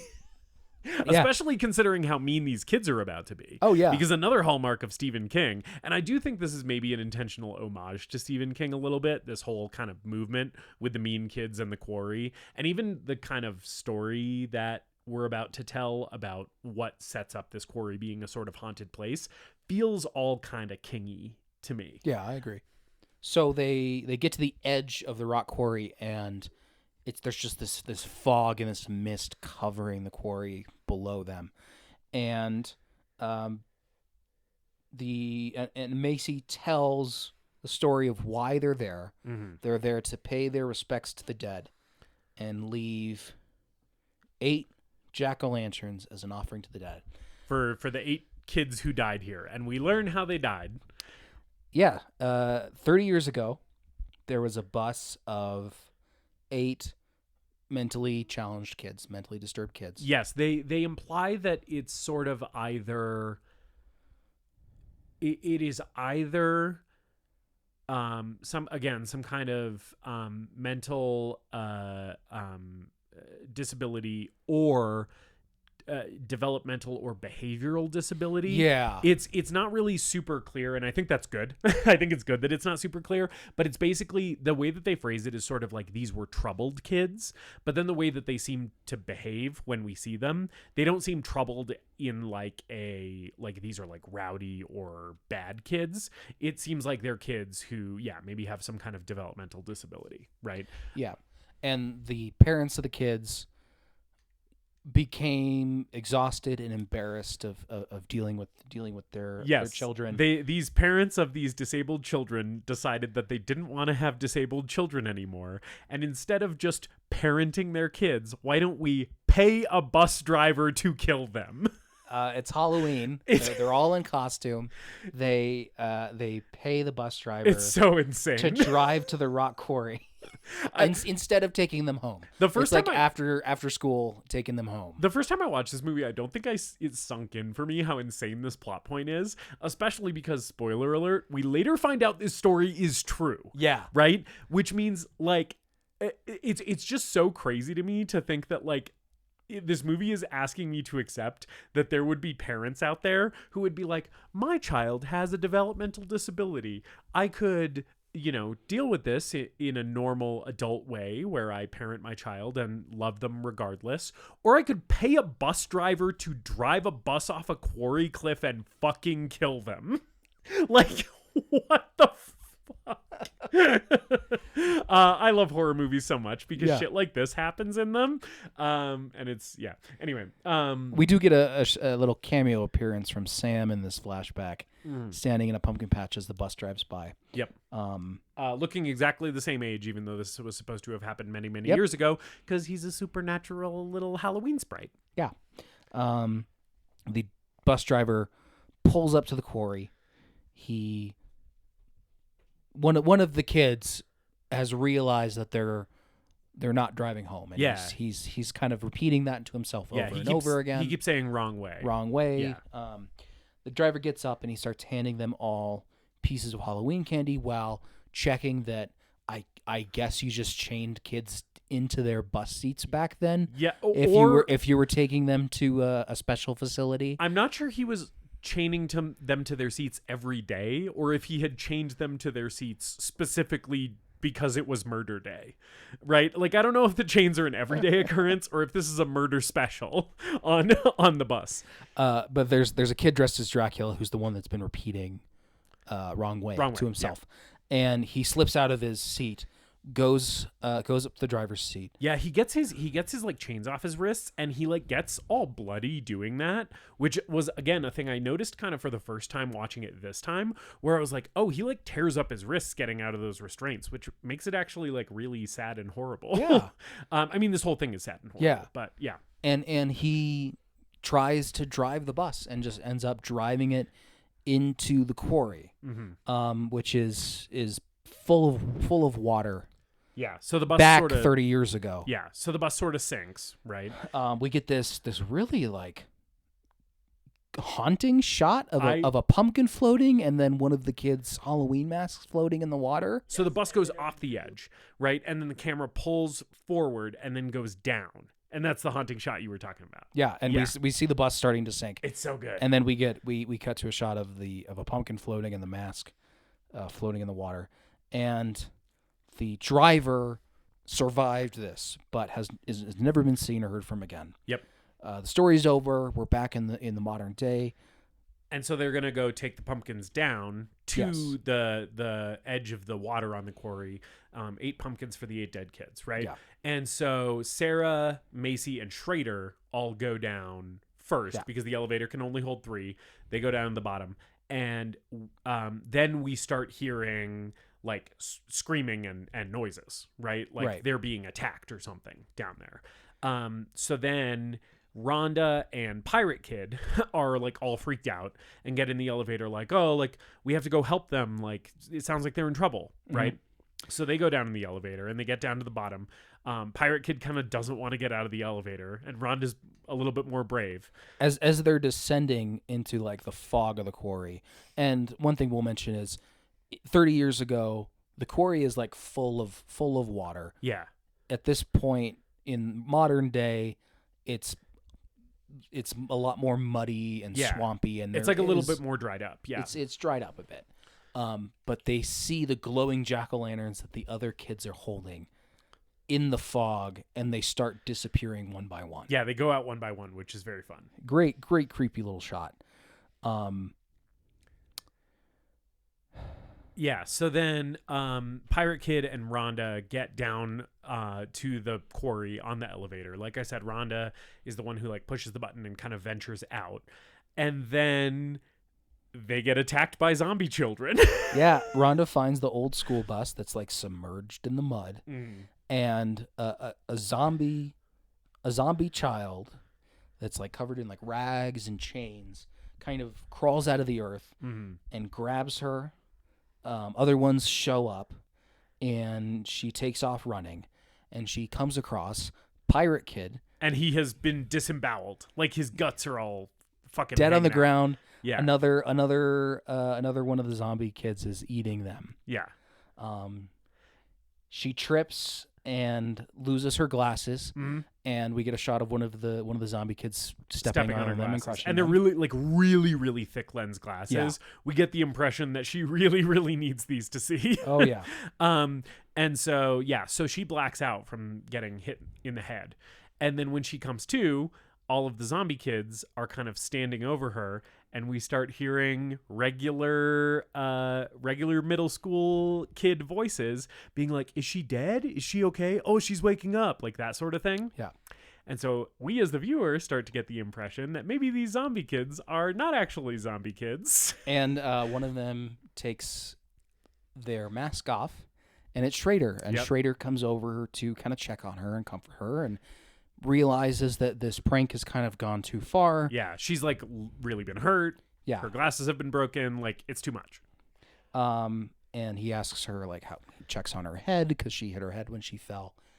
And so then the other ones kind of take their masks off. Yeah. And we see that it's Sarah and Macy. And we also see that Pirate Kid is totally fine. And the guts were just like a prop or whatever. And at this point, I'm thinking, man, this was such a fucking elaborate prank just to be mean to an autistic kid. Yeah. Like so much time and effort and planning and props and Macy's timing. being a bitch. Yeah. She's like, she's being a bitch about the whole thing. Yeah. And I'm like, really just to make a neurodivergent kid feel bad? All of this. Just for that? Like, kids are the fucking worst, man. But anyway, yeah, so Macy's being like a mega bitch this entire time. Yeah. She's basically, because Schrader is being nice to Rhonda, she's being like, you fucking pussy is basically the vibe, right? And she kicks up one of the pumpkins, one of the jack-o'-lanterns, into the water that's at the bottom of the quarry. Yep. And you're not supposed to put out a jack-o'-lantern on Halloween. And the Pirate Kid is like, if you made up the story, how did the bus get there? Yeah. And she said, no, the story's true. Right. And they start hearing voices. Yeah. And Macy starts getting pissed off at everybody else. I kind of like that, where like they start hearing weird noises, and Macy's like, who the fuck is doing that? Like, you better fess up right now, because I've had enough of this shit. And everybody's like, it's none of us. Right? And then actual zombie children show up. Yeah, baby. So we get real zombie kids. And I don't remember the order of the So what deaths. happens Yeah. the other kids are off just kind of walking around and wandering. Right. They start hearing the voices. We cut to Schrader, who's back with Rhonda trying to comfort her. Yeah. And he hears them screaming. Right. So he takes off looking for them. And the dead kids, the actual kids who drowned there 30 years ago, still in their waterlogged, swampy Halloween costumes. Yes, which, by the way, I do like, by the way, Yeah. that the fake zombie children from before, when it was just the kids doing, like, faking out Rhonda and doing the meanest prank in the history of the world, their costumes do look shittier than the actual zombie children, which I do appreciate and think is very fun. Yeah, and right? the lighting from that sequence is kind of hiding how shitty they are. Yeah. But if you kind of squint and you look at it close enough, you're like, I think those might be Halloween costumes. Right, whereas the actual dead zombie kids look pretty good. Yeah. Like, the design's pretty good. Yeah, they look pretty good. they start chasing them. The girl with headgear, Sarah, gets dragged into the mist. With like a chain wraps around her and drags her away. Yes.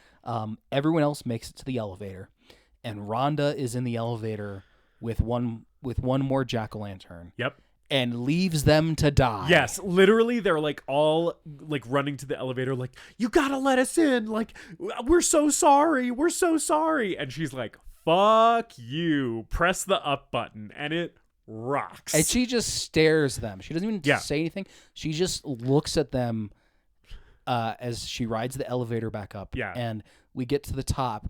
And there's some great sound effects of these kids getting presumably torn limb from limb. Yes, torn asunder, rent asunder. Some Foley artists had a lot of fun. Yeah. Like breaking chicken bones or something. Yeah, it rocks. And they're like screaming their throats out. It is very much like you don't see the kids get murdered, but you hear the kids get murdered. And as this is happening, Rhonda's like getting out of the elevator. So that there's actually a really fun shot where it's just a static shot on the elevator, and then it comes up while all of this screaming is happening in the background, and she shows up with her little jack-o'-lantern, so it's kind of like a fun focal light point in the middle of the shot. Just kind of a nice visual. And then she gets out of the elevator and goes back to her little wagon that they were hauling the jack-o'-lanterns in, and starts walking home, and there's Sam there. And this is maybe my favorite moment of the movie. I really like this moment because it's literally Rhonda who she was talking before. I don't remember if we mentioned it or not, but she was talking before to the other kids about the history of Halloween. Yeah. And how it used to be an ancient Celtic festival called Samhain. And she is very serious about Halloween. She's very like, this is like an important day. Like you get the feeling from Rhonda that she is like a true adherent, a true believer in Halloween and the festival of Samhain, right? And so this is a very fun moment because she kind of returns to her wagon. She's like getting ready to walk back home to her pumpkin-filled yard. And she sees Sam, and they kind of just exchange like a little nod between each other. He kind of is like, no, you're good. Like, no punishment for you. You respect me. Yeah. Right. And she's like, thank you, God of Halloween, and walks away.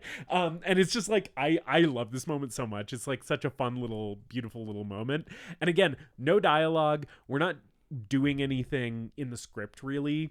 At least like through dialogue to build up Sam's character here, but it does give you more context on who he is, right? And kind of what his deal is, that this girl who has been talking about like the pagan history of Halloween kind of looks at him with a little bit of recognition, right? And seems to be like, okay, I'm paying my respects to you, right? So that is basically the end of the kid plot. That is the end of the kid plot. You don't see them again. Yeah. You don't even see Rhonda again. Yeah, not until the very end. Right. Yeah, that's we get a little wrap up at the very end where she reappears again. But that's the end, the gruesome end of the trick or treaters. Justus, let's talk about some sexy werewolf girls. The werewolf babes. So we start the movie with these characters. Yes. At the Halloween parade. They're going costume shopping. Yeah, they're in a costume store trying on costumes, and as they're trying on costumes, they're talking very lewdly, it seems, about guys that they fucked, is what it sounds like. Yeah. Right?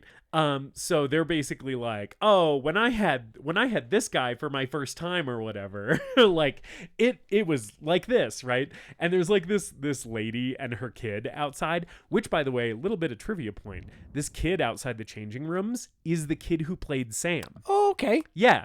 That is the kid who is in the burlap sack as Sam. So this lady and her child are outside the changing rooms, and this kid's being a little bit of a perv. He's like peeping into the dressing rooms. and this lady outside is like, can you young ladies like watch your language? There are families out here or whatever, because it sounds like they're just talking about fucking like really loud. Yeah. And they all come out of their dressing rooms, and it's just three extremely hot women in Disney princess costumes, and then the last one in the dressing room is a little hesitant to come out. She's like, I look so stupid. I look like a fucking kid. This is ridiculous. And they're like, no, come out. And so she comes out, and it's Anna Paquin, and she is dressed as Little Red Riding Hood. Yeah. And there's some the dialogue here where the kind of lewd dialogue that you mentioned. I didn't pick up on this the first time at all. Going back and watching it a second time, if you pay attention to what they're saying, there's references to like, why did we come out here? Oh, because there's fresh meat out here. They reference one time where it's like, you puked while doing a guy in his pickup. Oh, I ate some bad Mexican. Yes. I paused the movie the second time I watched this. I paused the movie and I was like, holy shit. Yeah. Yes. At that line. Because as we've already said that they're werewolf babes. So we can go ahead and just spoiler this right now. Yeah. They are talking about eating men. They're not talking about fucking men. It's really brilliant, and I kind of wish that they hadn't introduced these characters so early in the movie. Yeah. Because at this point, it's like when we actually get to the main bit of their story, it's like 50 minutes into the movie. Yeah. And we've already had 2 of them so far, so I don't remember the double entendres as well. This is sort of my biggest problem with this movie, a movie that I love very much. My biggest problem with this movie is, I think, because I think that the werewolf story in this anthology is always the weak point to me. And I don't think it's because the story is bad. And it's definitely not because the acting is bad, because the focal point here is Anna Paquin, and she's great. Yeah, she's great. Right? But the issue that I think I have with it is what you just said, which is it's too spread out throughout the movie. I wish that they maybe condensed this a little bit. Also, this movie is 82 minutes. It is really short. I almost wish this movie was longer and that they gave us a little bit more of this, because the principal story is short, but it feels like it's like a complete arc, right? The trick-or-treater kids is, I think, a little longer than the principal, and it feels like a complete arc, right? And I don't feel like I necessarily need more time with those kids to understand their dynamic and stuff.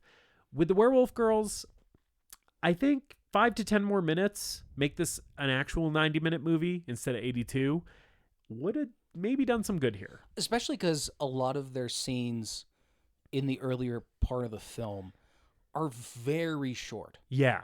They're a minute and a half tops.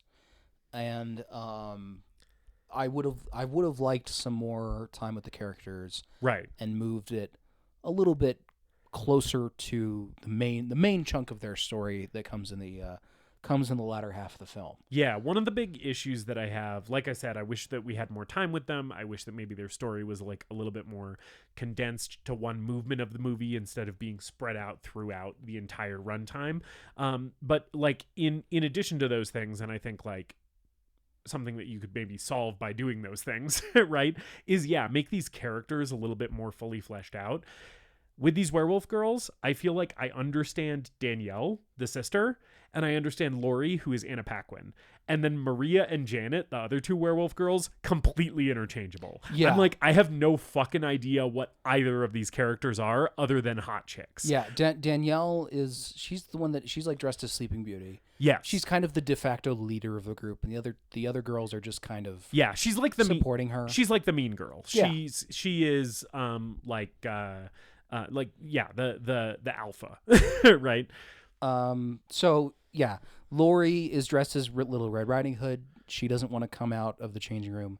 We get an open the door or we'll huff and we'll puff line, which I appreciated on the second watch. Yes.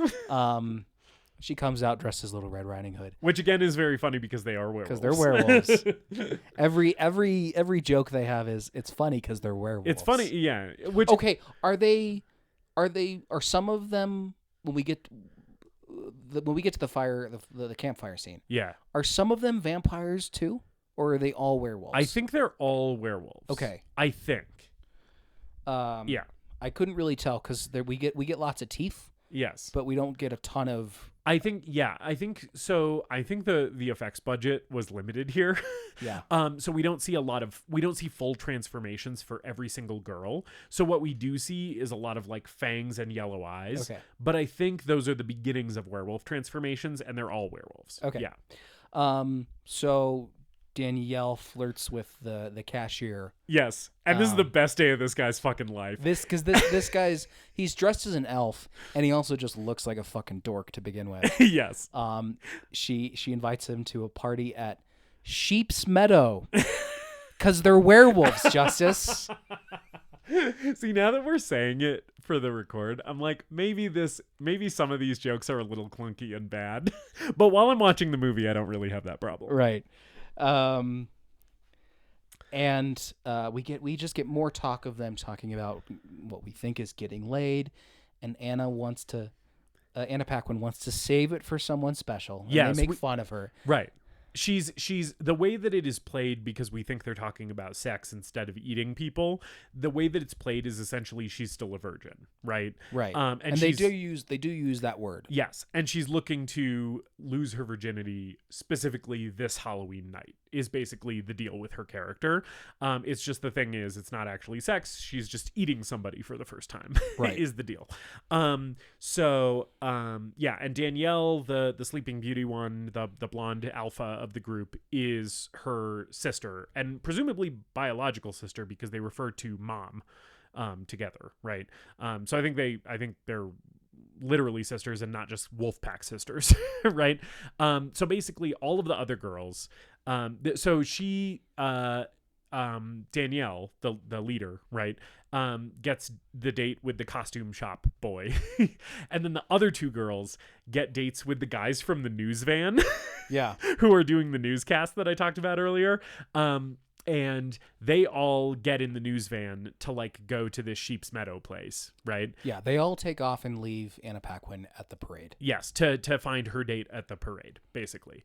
And so while she is wandering around at the parade, she doesn't immediately interact with him, but we should mention the scene we see with this guy, because their paths are about to converge. Yes. Which is isolated from Anna Paquin. We see this guy who is dressed as sort of a combination of Zorro and a vampire. He's got like the little Zorro mask. It's kind of a luchador mask too. It is kind of a luchador It's mask. all black, but you get a close up on it, and it's like it's covering his face. I mean, the outline of the mask is kind of a luchador mask. Yeah, and then there's imprints on it that kind of look like the type of designs you'd see on a luchador mask. True. But it's all black. And he's wearing like a big like black cloak. Yeah. And he's got vampire teeth. Yeah. And we see him in an alley like making out with a lady. And they're getting hot and heavy. And then they start getting violent because he bites her with his vampire teeth. And she's like bleeding everywhere, and all of a sudden this has gone from hot and sexy to scary and life-threatening for her. So she starts running out of the alley. She's like, someone's got to help me. This guy's attacking me. She runs into the parade, and there's a this is one of the pretty good moments here because it already happened with Principal Wilkins of them mistaking fake blood on him for a costume. I really like this one because she runs out into the street and is like, somebody please, you gotta help me. And you see the couple from the beginning, Henry and Emma or whatever their names are. You see them run into her, and the girl is just like, oh, she's just drunk, babe. Like, don't worry about it. And so they walk past her and ignore her. And then the camera reveals that the reason they ignored her is because she is immediately standing next to a bunch of people who are dressed as zombies and covered in fake blood. So she obviously is like covered in real blood, but she clearly just looks like she's part of this zombie group. Yeah. Because they all look just like her, which I think is such a fun little like Halloween twist on this here. And the masked man catches up to her and kills her. Yes. And stages her. A lot of the deaths in this movie are off screen. Yeah. So let me finish my sentence before we get into this. He kills her and kind of stages her body next to other people who are just like sitting passed out down drunk. and passed out drunk. Yeah. So it's inconspicuous. Lots of the deaths in this movie are off screen. Yeah. How do you feel about that? So I've said I love this movie. I already kind of had my gripe with the whole werewolf movement of this film. The other thing that I don't really like about it is that. And one of this director's other films, Krampus, is a much bigger offender of this, where basically all the deaths are off screen and there's almost no gore in that movie. And that is a reason that I don't think Krampus is very good. I do think this movie is good, but I gotta be seeing more of those deaths, man. It bums me out. It bums me out that you don't see more of the deaths on screen. I actually, now that we're talking about it, are there any on-screen deaths? Because the kids in the quarry all die off screen. Charlie dies mostly off screen, right? At the beginning. He does puke himself, quote unquote, to death on screen, but then he is revived and gets his head cut off camera, right? We see his decapitated head later, but we don't actually see him die, right? And then the werewolf kills later, I don't think explicitly happen on screen, but I don't remember. I don't think so. Yeah. I think a lot of it is just before they die or just after they're dead. Spoiler alert for later, but the final kill of the movie, which, like, I'm not going to go into how it happens or whatever, but that one's also off screen. It is literally just about to happen, and then we cut to credits. Yes, and there's like a scream, and that's it. Yeah, or we get a little comic book animation, but yes. we don't actually see it filmed. And that is, so to answer your question about how I feel about that, I don't like it. I wish we saw some of these. It's a problem that I have with this movie. Okay. It's not a huge problem. I still think this movie does a lot of things that I like, and is still one of the best, like, Halloween spirit, like, get in the mood of the season movies that there is. But, you know, I could do with some more blood and guts on screen in this movie. How do you feel about it? You know me. I'm always going to want something to be more violent. That being said, I'm kind of okay with it. Okay.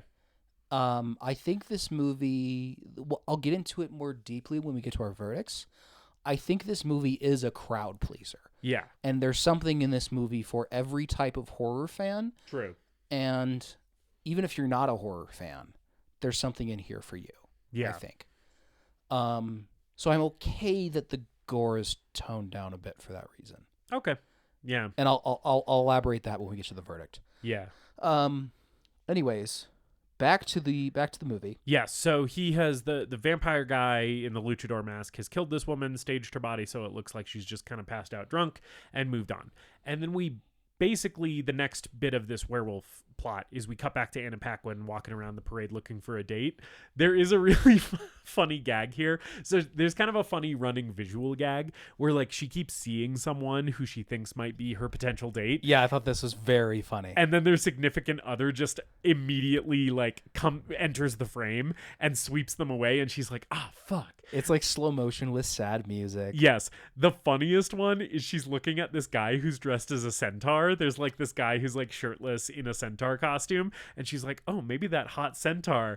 And then the ass of his horse costume comes up, and it's a woman who is his girlfriend. which made me laugh out loud. I think the Podmaster laughed out loud at that too, because it's just it's a very funny little gag where she's like, oh, maybe this guy, and it's literally somebody else in the same costume. Yeah. So she goes to sit down and be sad. Yeah. And Danielle calls her and says, from the campfire out in the woods, there's a cute guy here who wants to meet you. And it's a fat guy dressed up as a baby with, like, a bib and a bonnet and a pacifier. This has to be a fetish, right? You bet your ass it is. I'm sure it is. I feel like Halloween is the day when you can just out your fetish. Like, you can just do your fetish in public with impunity. Yeah. And this is definitely what this guy is doing. Yeah. He's taking this opportunity on Halloween to be like, I love to wear a diaper and be told that I'm a good boy and suck on a pacifier. And on Halloween, it's just a costume, bro. It doesn't mean anything. And he's a fat guy in a horror movie, so you know he's toast. his days are numbered. Yeah, he gets 0 lines. He's just a visual gag because it's a fat guy dressed as a baby. And while Anna Paquin's on the phone with Danielle, the masked man kind of notices her. Yeah. And starts looking at her. And at this point in the movie, I know David and I already spoiled it for the listeners, but at this point in the movie, when you're watching it for the first time, you don't know that Anna Paquin is a werewolf. Yeah. You think that she is a lady looking to get laid. Yeah. And so you've already seen this masked man kill somebody, and you're like scared for Anna Paquin, right? You're like, oh no, this guy is like looking at this woman as like his next potential victim, and she's in trouble, is basically what the movie is leading you to believe. Right. And if you're a careful viewer, you've noticed at this point that this masked man is clearly Dylan Baker. Yes. It's clearly Principal Wilkins. It is Principal Wilkins in the luchador mask, which, by the way, I am not a careful viewer because I did not notice that the first time. It took me a couple scenes to get it. I didn't notice it at all the first time until they took the mask off. Really? And then I was like, oh, fuck, it's Principal Wilkins. Yeah. That's I funny. didn't. I fully didn't know until they took the mask off the first time I watched this. This is a little bit later in the movie at this point. Anna Paquin's walking in the woods alone. On her way to Sheep's Meadow, presumably without a date. Yes. Right? To go, eat, or if you don't know she's a werewolf, fuck this fat guy dressed as a baby. She's resigned herself to that fate. She hears someone following her, and it's the masked man coming out of who comes out of the bushes. Yep. And he makes what big eyes you have joke. Yes. It's funny because she's a werewolf. It's funny because she's a werewolf, Justice. And also because she's dressed as Little Red Riding Hood. And he bites her. Yeah. And she screams. And then we cut to Sheep's Meadow, and they have heard her scream. And Danielle, like, recognizes her scream and is like, oh no, like, Laurie's in trouble, right? And then a body is chucked down from the trees. And it is not Laurie. It's wrapped up in the red hood. Yes, it's wrapped up in the red hood. We still think it could be Laurie at this yes. point. And then they go over to investigate, and it is not Laurie. It is the masked man who they unmask, and it is Principal Wilkins. Right? So he, after killing Charlie, he's out to do more serial killing by putting in fake vampire teeth. He's not a real vampire, right? And killing sexy ladies. So I guess his two victim types are little fat kids and hot women. Which normally serial killers only have one type. It's interesting that he switches like this. He's kind of a hybrid between a John Wayne Gacy and a Ted Bundy. He's an equal opportunity serial killer. Yeah. Anyway, so then Laurie, so her Little Red Riding Hood costume was a little bit more modest than the other girls' costumes when she first comes out of the dressing room. It's like not showing really like any like cleavage or anything, and it's like got more full coverage. But now she's ditched the hood and wrapped him up in it, and she's like taken her little ruffly shirt off the shoulders, and like suddenly it's like very sexy Anna Paquin walking out of the woods. Yeah, because by overpowering this man who was trying to kill her, she has gotten horny for blood. And we see from Dylan Baker's perspective, kind of lying on the ground, he looks around and notices that everyone at this party is dead. Yeah, it's like a bonfire. Bodies everywhere. Yeah, it's like a bonfire party, and like all the werewolf girls have been like laughing and dancing and drinking beer and stuff, and it seems like there's just kind of other people sort of passed out or like zoned out in the background. Yeah. But yeah, then when we see it from his perspective, they've all been killed and are like bloody and torn apart. Yeah. We see the hot dog costume from the orgy. Yes. Did you notice that? Yes, that's Coach Taylor or whatever. Oh my God. Yeah, after he finished fucking that pig, he then apparently went to chill in Sheep's Meadow and got killed by a werewolf. R.I.P. Coach Taylor. I wonder if the pig made it, whether it was a real pig or a person in a pig costume. We get the cover of Sweet Dreams by human garbage person Marilyn Manson. Yeah. How do you feel about this cover? Okay. I know you don't like Marilyn Manson as a human being. As a human being, yes. Marilyn Manson is vile and repugnant. Yes, he's bad. For reasons that we will not get into on this podcast. Yeah. But Oh, speaking of vile and Go repugnant people. do a Google Speaking of violent and for the accusations against him. Speaking of vile and repugnant people with accusations against them, by the way, this movie is produced by Bryan Singer. Oh, right. And that's the biggest jump scare in this whole movie. I forgot is about in the that. opening credits when you see produced by Bryan Singer, and I'm like, oh fuck. Oh, God. Anyway, fuck Bryan Singer. I hope he burns in hell along with Marilyn Manson. Anyway, your thoughts on I like Marilyn Manson's music. Yeah. Or there was a time in my life when I really did. I do like this cover. Mm-hmm. I do not like it in this sequence in the movie. I It is so on the nose and obvious to me. agree with you. I think it's bad. It's a bad needle drop. And really the only like prominent needle drop in the movie, if I'm remembering. Yeah, correctly. almost all of the rest of this movie is just like score. It's Yeah. kind of like playful Halloween-y orchestral score, right? This is really the only like kind of pop music moment that we have, and it sucks. But what doesn't suck is the sequence that is scored to this song, which is werewolf transformation. I say it doesn't suck. I am interested in your thoughts on it. But basically, I think it kicks ass. great. I'm so glad that we are in agreement on this. Considering the budget, Yes. considering the limitations, there's really great animatronic effects. Yes. And practical effects. It is- and I love the idea the girls that are turning into the werewolves that we can see literally just peel their skin off. Yes. I love this werewolf transformation. I especially love it because the way that the movie has been setting up these werewolves specifically is essentially they're hot, promiscuous women, right? And it's like they're taking off their clothes, but they're taking off their skin and revealing the werewolf underneath, like the beast underneath. And as far as how that plays from like a feminist, gender critical perspective, maybe, I don't know, maybe there's something that the Podmaster, who is a woman, might have to say about that. But for me, as a casual viewer of a horror film, it's fun and cool. Yeah. Right. And we do get some breasts shown here. Yeah. It's a little exploitative, but not too much. Yeah, they're not lingering on them the way that they would in another movie, Right. maybe. Yeah. But the girls are clearly dancing and feeling themselves and having Yeah. a good time as they prepare to eat men. eat people. Yes. It's kind of great. And I really like some of the practical effects here of them peeling their skin off. Yeah.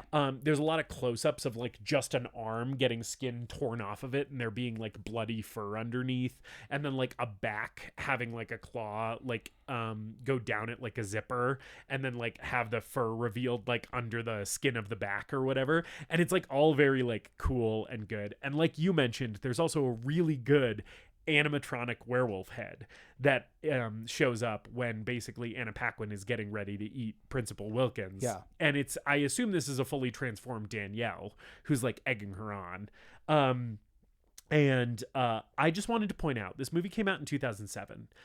Harry Potter and the Prisoner of Azkaban came out in 2004. Oh man. They Okay. totally could have done CGI werewolves here.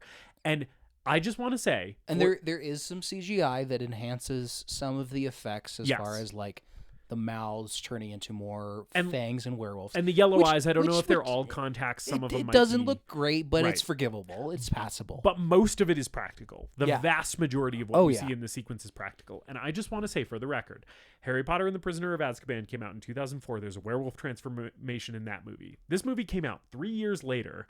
And the Harry Potter transformation is CGI, and this one is practical. And guess which one has fucking held up way better? It's the one in this movie, right? So, like, I have nothing against CGI when it's deployed well and done correctly, but I feel like this is such a testament to the fact that practical effects, especially for monster transformations and especially for werewolves specifically, it's the fucking way to go, man. Oh yeah, like between this and American Werewolf in London. Yep. And The Howling. fucking Dog Soldiers. I haven't seen The Howling, but I know there's a great transformation in The Howling. Ginger Snaps. There's an Ginger animatronic Snaps is werewolf in great. that. Yep. I would rather. I think I was thinking about this watching some modern horror movie recently that uses CGI for the kills, and I can't remember what one it was, but I think we are so interested in keeping everything in the shot. Yeah. And for some reason, the axe going through the head in the same shot where the actor has been talking. I think that's more, they think that that's more shocking. Right. And more surprising. And if they use and that's why they'll use CGI. Also, Right. CGI is, I guess, quote unquote, easier and cheaper now. I don't know. Maybe it is, maybe it isn't. Yeah. But I would rather have a well-paced effect that looks good, that you cut away from, that it's okay if you kind of see the strings on it a little bit. Yep. But it looks good. Yeah. If you quick cut a bunch of practical shit together instead of giving me one long oneer on some CGI gobbledygook, like a lot of the times the quick cut practical effect is gonna stand the test of time better, and it's gonna just look better in the moment. Right. So yeah, good werewolf transformation sequence here. It fucking rocks. And then Anna Paquin, we don't see her fully wolf out. The last time we see her, she kind of has the eyes and the teeth, and is in the process of transforming. And she repeats to Wilkins, the "what big eyes you have." Yeah. And he's fucking toast. He gets gobbled up. We hear them get eaten as we focus on a shot of Sam. Yep, he's at the party. He showed up for the bonfire. At the campfire. I kind of wish he had a beer. They were drinking beers earlier. I sort of wish Sam was like drinking a beer through his little burlap sack. But yeah, he's just hanging out and watching the carnage. This is also maybe the most sinister we've seen Sam. Yeah. Up until this point, because before he's sort of shown up at like a not super scary or violent part of the stories. I mean, his interaction with Rhonda, like those kids were being torn apart, but he was separated from the violence. Here he's like watching it, like it's like a show for him, you know. So I think that's sort of like an inkling of things to come with Sam. It seems like he's sort of escalating in his engagement in the horror here, which leads us to our final vignette of this anthology, which is Brian motherfucking Cox as Mr. Krieg. Yes, we get to the final story of the film, which is Brian Cox as Mr. Krieg. This starts the earliest in terms of the chronological events of the movie. Like right. This is, we get a little title card that says earlier, so this is taking place before everything else that we've seen in the movie. So yeah, it's the last story we see, but it's the first story that happens. In the movie. Yep. The trick-or-treaters knock on the door to his house, and the door opens and they see these glowing eyes in the darkness and this kind of growling. Yeah. And they run away, and it's Brian Cox who wanders out with his puppy, who's wearing like some kind of mask just to scare people. Yes. And it sounds like his dog's name, if you don't have the subtitles on, it sounds like his dog's name is Spike. But if you have the subtitles on, his dog's name is Spite with a T. Which I think is very funny, because this guy is so old and cantankerous and like hates everything and everyone. So I think it's just very funny that he named his dog Spite. This is my dog Hate. This is my dog Loathing. Yeah. So yeah, it's Brian Cox and his dog. He's using his dog to scare trick-or-treaters. His house is not decorated at all. His porch light is off. He fucking hates Halloween. This guy, he's the Scrooge of Halloween. Yes. And we see him watching TV and just desperately searching for any non-Halloween programming while watching TV on the night of October 31st. He's like flipping channels, anything Halloween related. He's like grumbling and switching to the next channel. Yeah. And he's eventually like on a commercial about ham or some shit. Yeah, it's like a cooking show or something. One of the channels he switches to is a Scooby-Doo special. Yeah. Which I noticed. It's Scooby-Doo on Monster Island, right? I think it's Scooby-Doo or Zombie Island. Zombie Island. I said Monster Island, I meant Zombie Island. Which was like that came out when I was a kid, and I remember the advertisements for that. Yeah. Were like, this time the monsters are real. So I was like kind of scared of that movie. Oh, really? As a kid.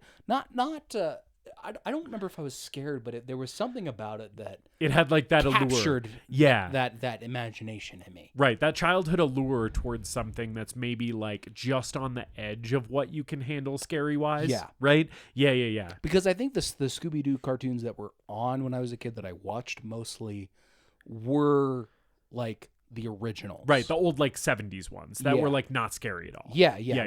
Where every time at the end they unmask the killer. Mr. Smithers. Not the killer.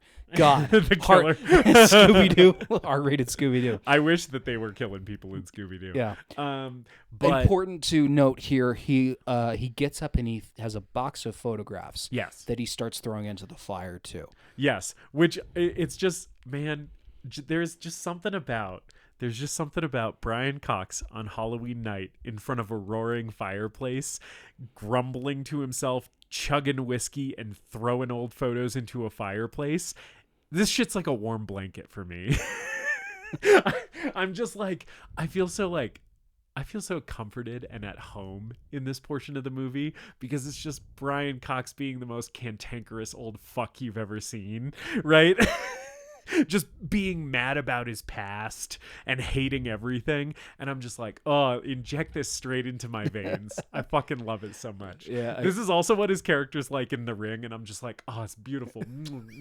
A kid checks an egg at his window, so he goes to get a baseball bat. He's like, I'm going to beat the shit out of this kid. Just a classic old cantankerous fuck. Yeah. Hey, you kids, get off my lawn is very much his vibe. Yeah. Yeah. His dog starts barking outside. Mm-hmm. And we get the scene from earlier in the movie where Principal Wilkins is trying to bury Charlie, but we see it from Brian Cox's perspective. Right. And it's all the same dialogue again. What are you doing over there, Wilkins, burying bodies? And he's like, no, it's a septic tank, blah, blah, blah, blah, blah. Krieg goes back into his house. Wilkins is like, happy Halloween, screw you. So we get that again, which I'm very happy about. And then he's back in his house and Spite goes upstairs, right? There's like a noise from upstairs and Spite goes up and follows it. And Brian Cox is kind of at the bottom of the stairs calling his dog. He's like, Spite, Spite. And we do hear the sound of a dog being killed, which I do not like as the owner of two dogs. I just leave the dog alone. I know as a horror fan, this is like such a stupid stance to have because it happens in every fucking horror movie. But it always bums me out when the dog gets killed. Yeah, it's at least it's not on screen. At least it's not on screen. He's grabbed his shotgun. He looks upstairs. He hears. Well, he sees Sam, or a small figure that is Sam. Spoiler alert. Kind of run across the hall and kills. And he hears the dog being killed in the other room. Right. And then, so he's basically calling to Spite. He hears the sound of the dog being killed, and then he goes upstairs, right, to where he was hearing the sound from. Yeah. And he walks into, I think it's his bedroom upstairs, and there is a fucking jack-o'-lantern in this room that erupts into, a pillar of flame that goes, all the way up to the ceiling and all over the inside of this bedroom. Is written in what looks like blood, trick or treat, give me something good to eat. Over and over, 1,000 times, all over the walls and ceiling of this room. It's just over and over, trick or treat, give me something good to eat. Which, by the way, I should mention that a thing that I like in this movie is in the score, kind of the main theme, the main theme that's played in the opening credits and repeated a couple other times throughout the movie, is a play on the old trick or treat, give me something good to eat. I didn't notice that. Yes. That's very cool. Yes, they kind of dress it up and make it a little orchestral. And when the opening credits are playing, it's kind of got a menacing kind of Danny Elfman lurch to it. It's dun dun dun dun dun dun dun dun dun dun dun dun dun, and it's very fun and cool. Okay. So this is written all over the room. And he freaks the fuck out. Yeah, he's looking around, and as he's kind of looking at the text written on the walls and on the ceiling, a hand shoots out from underneath the bed and his leg gets cut and he falls to the ground. Oh, it's the Achilles tendon, and it is like, I'm just like, ooh, that gotta hurt so fucking bad. I do love a good Achilles tendon trauma in a horror movie. Yep. Because you feel it. You really feel it. Yeah, it's one of those ones that always makes me cringe. Achilles tendon stuff always makes me cringe. Fingernail stuff usually makes me cringe. And often teeth stuff will make me cringe. Eye stuff doesn't get me. I know eye stuff is hard for a lot of people. But fingernails, Achilles tendon stuff, and teeth is rough for me. Yeah. Head trauma, when it's done well, like the sledgehammer in Texas Chainsaw Massacre. Oof. So good. Yeah. If you get a good, if there's a good performance and that actor is thrashing around a bit when they get hit with something. Yeah. That's good stuff. Oh, it's brutal. Anyway, so he gets his Achilles sliced here and kind of falls to the floor. And Sam pops up from the other side of the bed. Yep. Cute little Sam. Okay, so this is maybe because we're now really we've seen Sam before, but this is the big Sam set piece. Yeah. This is probably the best time for me to mention. Sam is fucking adorable. He's so cute. I love this little guy so much. In the movie, he's sort of supposed to be scary. I do not find him scary at all. I think you're supposed to find him cute, too.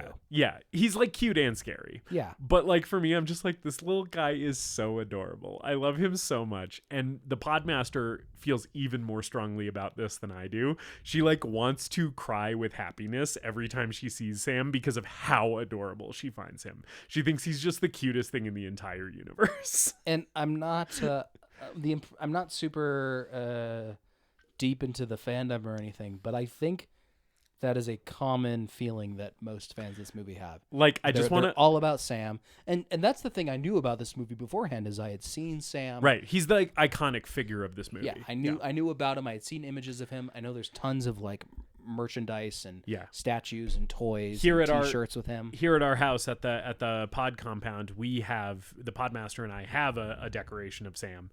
It's like him sitting on his little pumpkin or whatever.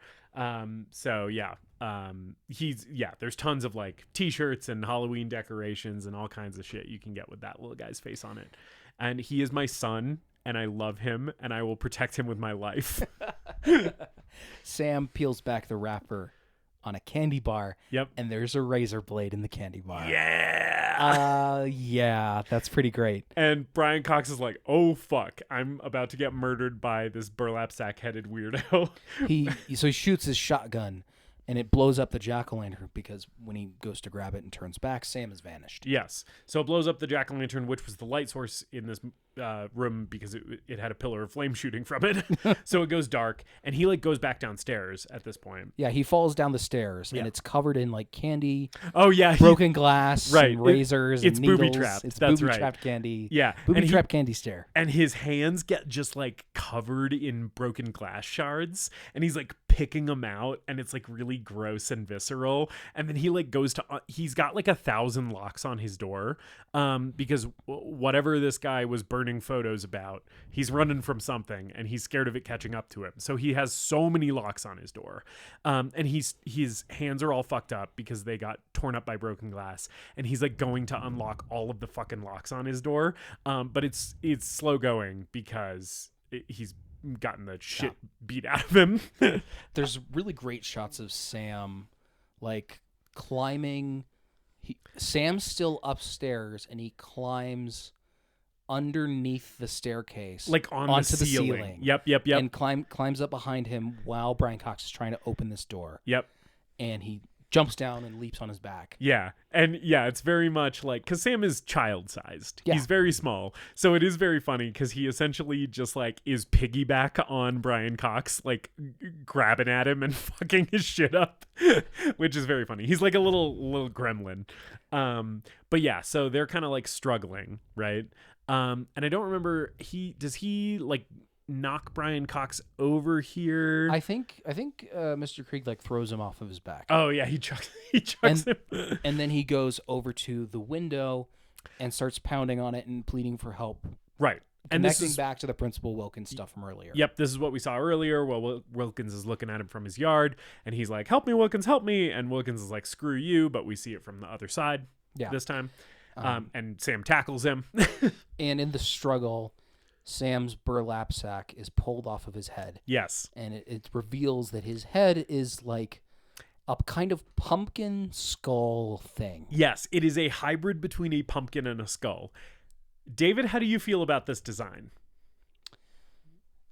I think the effects are good. He's clearly wearing a mask. The actor's clearly wearing a mask of some kind. I think we probably have some animatronics in there as well for some of the other scenes. I'm fine that it's a pumpkin. I'm not a big fan of the design itself. It looks a little silly to me artistically, but it's practically rendered very well with the effects and the modeling and everything they've done with it. I agree with you. I wish it was a little scarier. Yeah. It's not very scary, right? Because the moment where the burlap sack comes off, and we've seen him with the burlap sack on his head countless times throughout the movie, right? And we're finally getting to seeing what's under that sack. And this is like the iconic figure of the movie. He's not really like the villain of the movie, quote unquote, but he's like the monster of the movie, right? And normally that reveal is something where we're going to be like, oh, this is the scary moment, right? And then that burlap sack comes off and you're like, okay, it's a good practical effects work. It's competently enough made. I just wish the design was a little scarier. And I almost wish that it was less of a moment, like they gave it, because now he pretty much has the mask off for the remainder of the movie, except probably the very end. Yeah, I almost wish that they had saved this until the very end of this scene. But then again, maybe you don't get some of the fun pumpkin related gags. True. Which are very fun. Yes. So anyway, we see Sam's real face, which is this pumpkin skull hybrid. His mouth kind of is like a very straight, long line. And that's actually one of the things I like the least about the design is it just reminds me of like a frog mouth. And I don't find frog mouths particularly frightening. He doesn't like have sharp teeth or anything. Yeah. He's just kind of got this like big, flat, straight line across the bottom of his face. It almost reminds me of like a puppet. It almost looks like a Nightmare Before Christmas character design. Yeah, it really does. It really does.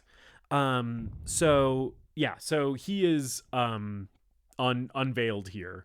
There's some additional struggle between him and Brian Cox. And eventually Brian Cox gets the shotgun. Yeah. Right? And shoots him in the head. Yes. And he just goes flying. Oh, by the way, earlier when Brian Cox, I don't remember when, I think it's when he throws Sam off of him and he gets the shotgun and starts loading it. He does get the shotgun from, I don't remember if it's off the mantle or just some other place where he stashed it. He starts loading the shotgun and he says, well, zippity doo dah. Yeah. I did note that. That was funny. Which I loved. But anyway, so yeah, here he shoots Sam. And as I think you were saying, Sam, we get a really good shot, of him sliding into the wall, just like thunk, right? And he's like been shot in like the chest, right? But it's a shotgun, so there's spread. And at this point, Brian Cox basically is like, okay, situation handled. I'll call the police, and he starts calling the police, and can't get through. Yeah, the phone cord gets ripped out. Yes, and then we see a little Evil Dead hand, a little Evil Dead 2 hand, crawling around on the floor. It's Sam's hand that was blown off in the shotgun blast and is just walking across the floor. It stabs him in the leg. Brian Cox sees this. Yeah, it stabs him in the leg, and then he sees it crawling back towards the body. Yeah, because he falls back on the ground. And he falls on the ground, and he delivers my favorite line of the movie. My favorite Brian Cox delivery of this entire performance, which is, "You gotta be fucking kidding me." And what line is that movie from, Justus? It's from The Thing. It's from The Thing. Yeah. It's basically, that's maybe the most like egregious callback that I noticed in this movie. Yeah. And I'm still just like rolling with it because like, yeah, I probably would say that in that moment. But he says, "You gotta be fucking kidding me." And in The Thing, it's, "You gotta be fucking kidding." Oh, okay. So there's a one-word difference. But there's a similar line delivery. Yeah. Very similar line of delivery. Okay. Yeah. No, it's definitely an homage. You're definitely right. Absolutely. I was just splitting hairs. And the hand. The goes hand over is to also an Sam. Evil Dead 2 reference. Yeah, like the the hand's hand. an Evil Dead 2 Yeah. reference, except it's a pumpkin hand. Right. And yes, and this is one of the things you were alluding to earlier, which I really love. Sam's guts are pumpkin guts. Yeah. They got like pumpkin seeds in them and like all the stringy pumpkin bullshit. It's really good and a really fun design choice. I love that. So then the hand goes back to the body and starts reattaching with pumpkin guts, right? Mm-hmm. And Sam starts reanimating after being shot by a shotgun. And Brian Cox is watching this happen, laying on the floor, and he goes, "Oh no!" And Sam, I noted here, I forgot. Sam does put his mask back on. Yeah. And he takes a big bite of a giant jack-o'-lantern lollipop. Yes, the one that we saw before with the bite out of it. Yep. This is how the bite was made. He walks towards Mr. Krieg. Mr. Krieg like breaks his whiskey bottle. He's up. He's in a heap in the corner. He reaches to the nearest like the side table and grabs the whiskey bottle and breaks it to try to stab him. Mm-hmm. But Sam stabs him with the lollipop, but it stabs him in the chest with the lollipop, but it hits a candy bar that is fallen from him trying to knock the table over to get the whiskey. Yep.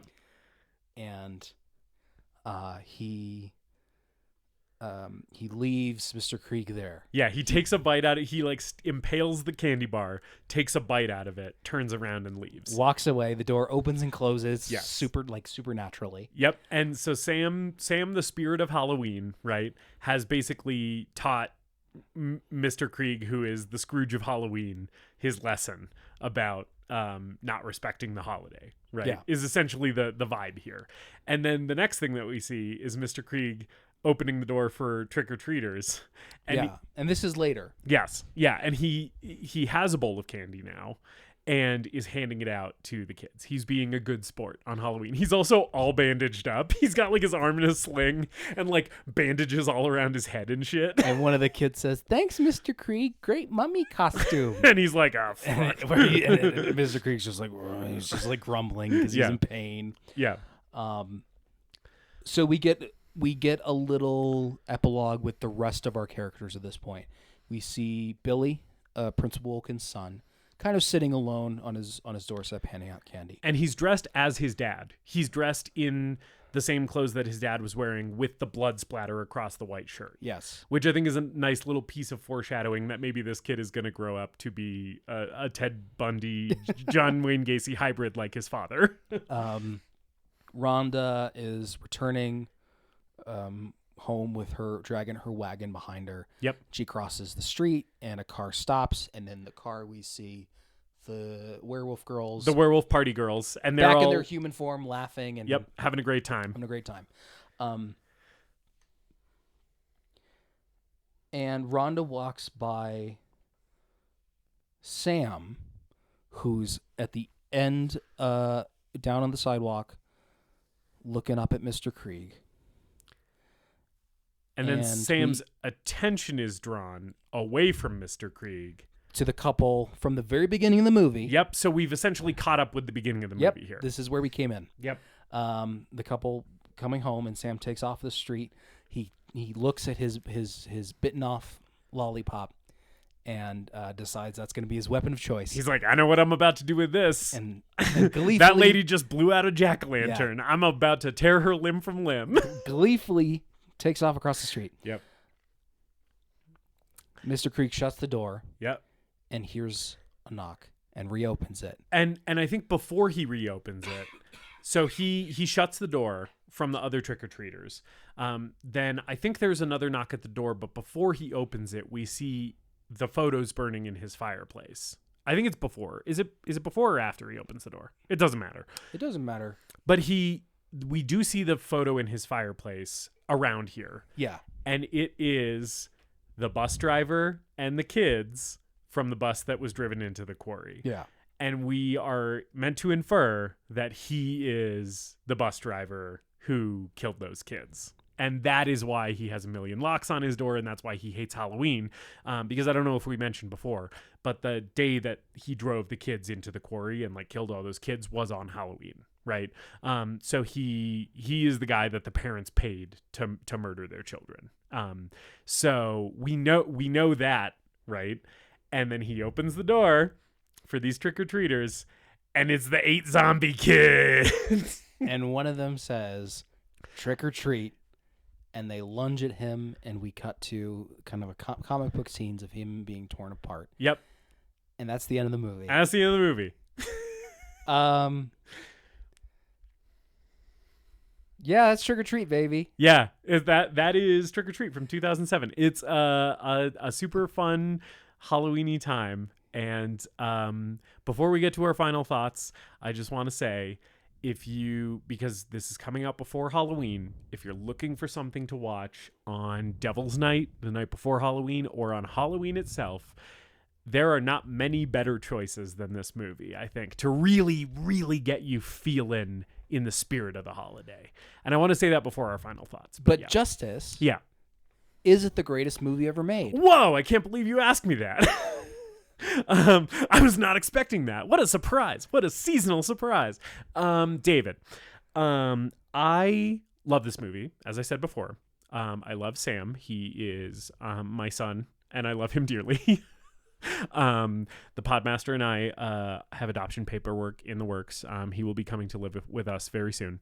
But aside from Sam, who I think is the most adorable little horror monster who's ever lived, I think this movie is a very good horror anthology.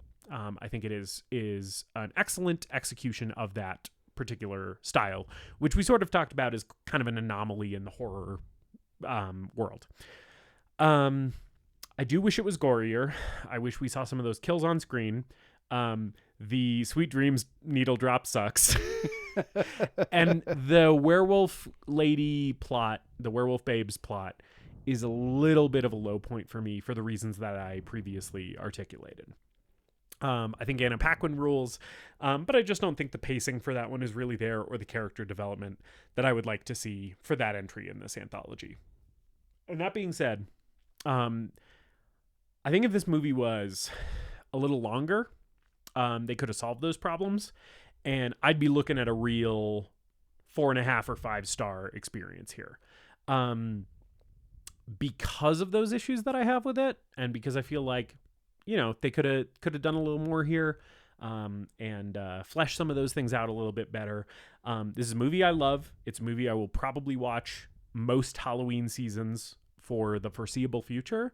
But if I'm gonna watch a movie on the day of Halloween, it's gonna be John Carpenter's Halloween from 1978, and it's not gonna be this movie. I will watch it during the season, but it doesn't quite reach the heights of greatness for me that are required to call it the greatest movie ever made. I love this movie. I do not quite think it's the greatest movie ever made. Those reservations just keep it, it's on the second place pedestal right next to the greatest movie ever made. You know what I'm saying? Sure. David, is Trick or Treat from 2007 the greatest movie ever made? I watched this movie twice, partially because I found I needed to really flesh out my notes and develop it because of the structure. I found it hard to take notes, but also because I just really fucking enjoyed this movie. This played so well for me both times that I watched it. I had the time of my life with this fucking movie. I think it is one of the best, if not the best, horror anthologies I've seen. And I haven't seen everything. I haven't seen the VHS movies, so, maybe there's a good one in there that I'm leaving out. And I think it is a case of the movie being greater than the sum of its parts. Because I think you're right. I think the werewolf story is slightly unfulfilling. That's probably the weak link in there for me.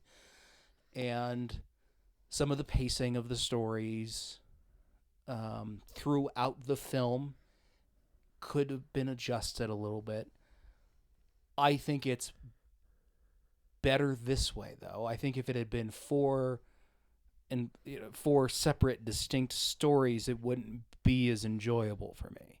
Yeah. I think structuring it all together in the way that this movie did really worked, and going back and forth. I really enjoyed that a lot. There's so many Easter eggs and references and connections between the stories that we didn't even get to, because there's just tons of them, and they reveal themselves to you on subsequent viewings. It's a fun crowd pleaser, and I kind of wish there was some more gore in it, but if you're having a Halloween party in mixed company and you want to throw something on, I can't think of who's really going to be turned off by this movie. It's funny, it's scary, it's exciting, it's got a nice little mean streak underneath it with some kids getting killed that doesn't leap over into becoming something so gory that it's going to offend someone at your party. This is probably like the best movie for a Halloween party. And with that, I will also say it is a beautiful little insight. It's a beautiful little portal that opens up to that alternate dimension where Halloween 3 Season of the Witch came out and was super successful, and the rest of the Halloween movies were anthologies built around Halloween that captured the spirit and essence of what Halloween means, like Season of the Witch does. And I find that so endearing and compelling, and it just touches me to my core when they're talking about Samhain.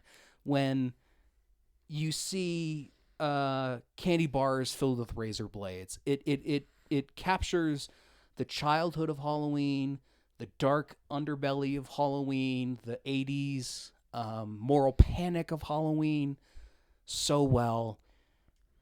It's not a perfect movie, but it is the greatest movie ever made. Wow. I was smiling so big while you were talking about this because I am delighted, even though I did not give this movie the title this week of the greatest movie ever made. I am so delighted that one of my picks it landed for you in this way. I was sort of hoping that this would happen with Lady Hawk, and it didn't. And I'm really, really glad that this one did, because this is one that I had seen a bunch, and I put on our list of like episode ideas or whatever. And I was like, I really want David to watch this. I really want to talk about it with him. And I'm really glad that you like this movie enough. Yeah. To give it the title of the greatest movie ever made. That makes me very happy. Yeah, and I think your comment about there's one movie that you're going to watch on Halloween, and it's Halloween 78. For me, I think there are two movies that I'm going to watch on Halloween, and it's Halloween 78 and Halloween 3 Season of the Witch. I'm happy to say that there are now 3 movies I'm going to watch on Halloween. Hell yeah. Yeah. It's always Halloween 78 for me, but but this one's always an October watch. I will always watch this in October. Yeah. And so yeah, that's it. That's Trick or Treat. That is the end of the first annual greatest movie ever made Halloween Horrorthon. It's been a fucking great. These have been great episodes, I think. They're not all out yet as we're recording this, obviously. But I've had a blast talking about these spooky movies with you. We are shifting out of spooky season next week. Yes. We are getting into Ip Man. Yes. From 2008, directed by Wilson Yip, starring the great Donnie Yen. Donnie Yen. Who I only know from his Western films. I have not seen his Hong Kong action films. You're in for a real treat here, man. And in general, Hong Kong action cinema especially, is a huge blind spot for me. Giant gap for me too. I know Hong Kong action cinema had a huge moment between like the late 60s to the 80s, right? Like there was a giant swath of Hong Kong action cinema that I just have not seen in that era. But weirdly, I have seen Ip Man, and Ip Man is great. I'm so excited to watch Donnie Yen beat the shit out of people and be back here with you next week to talk about it. Yeah. In the meantime, for our beloved listeners, let us know what you think of Trick or Treat. Please tell your mom, tell your sister, tell your grandma, tell your landlord about the show. Tell if there's a little Halloween demon in a burlap sack that shows up in your house on October 31st, tell him about the podcast. We would love to have Sam listen. And with that, I think that there's only one thing left to say, and we're gonna do a special sign off for the end of the Halloween Horrorthon. So here we go. Happy Halloween, dipshits! Spooky! Happy Halloween, Halloween. Happy Halloween, silver shamrock. It's almost time, kids. The clock is ticking. Be in front of your TV sets for the Horrorthon. We hope you enjoyed this episode of The Greatest Movie Ever Made. Please remember to leave us a rating and a review, and to subscribe to the show wherever you listen.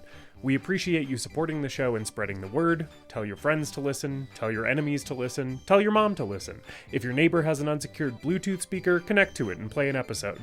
You can follow us on social media at TGMEM_podcast. And if you've got a movie that you want us to talk about, send us an email at thegreatestmoviepodcast@gmail.com. Okay, that's all for now. We hope you beautiful people all come back next week for another episode.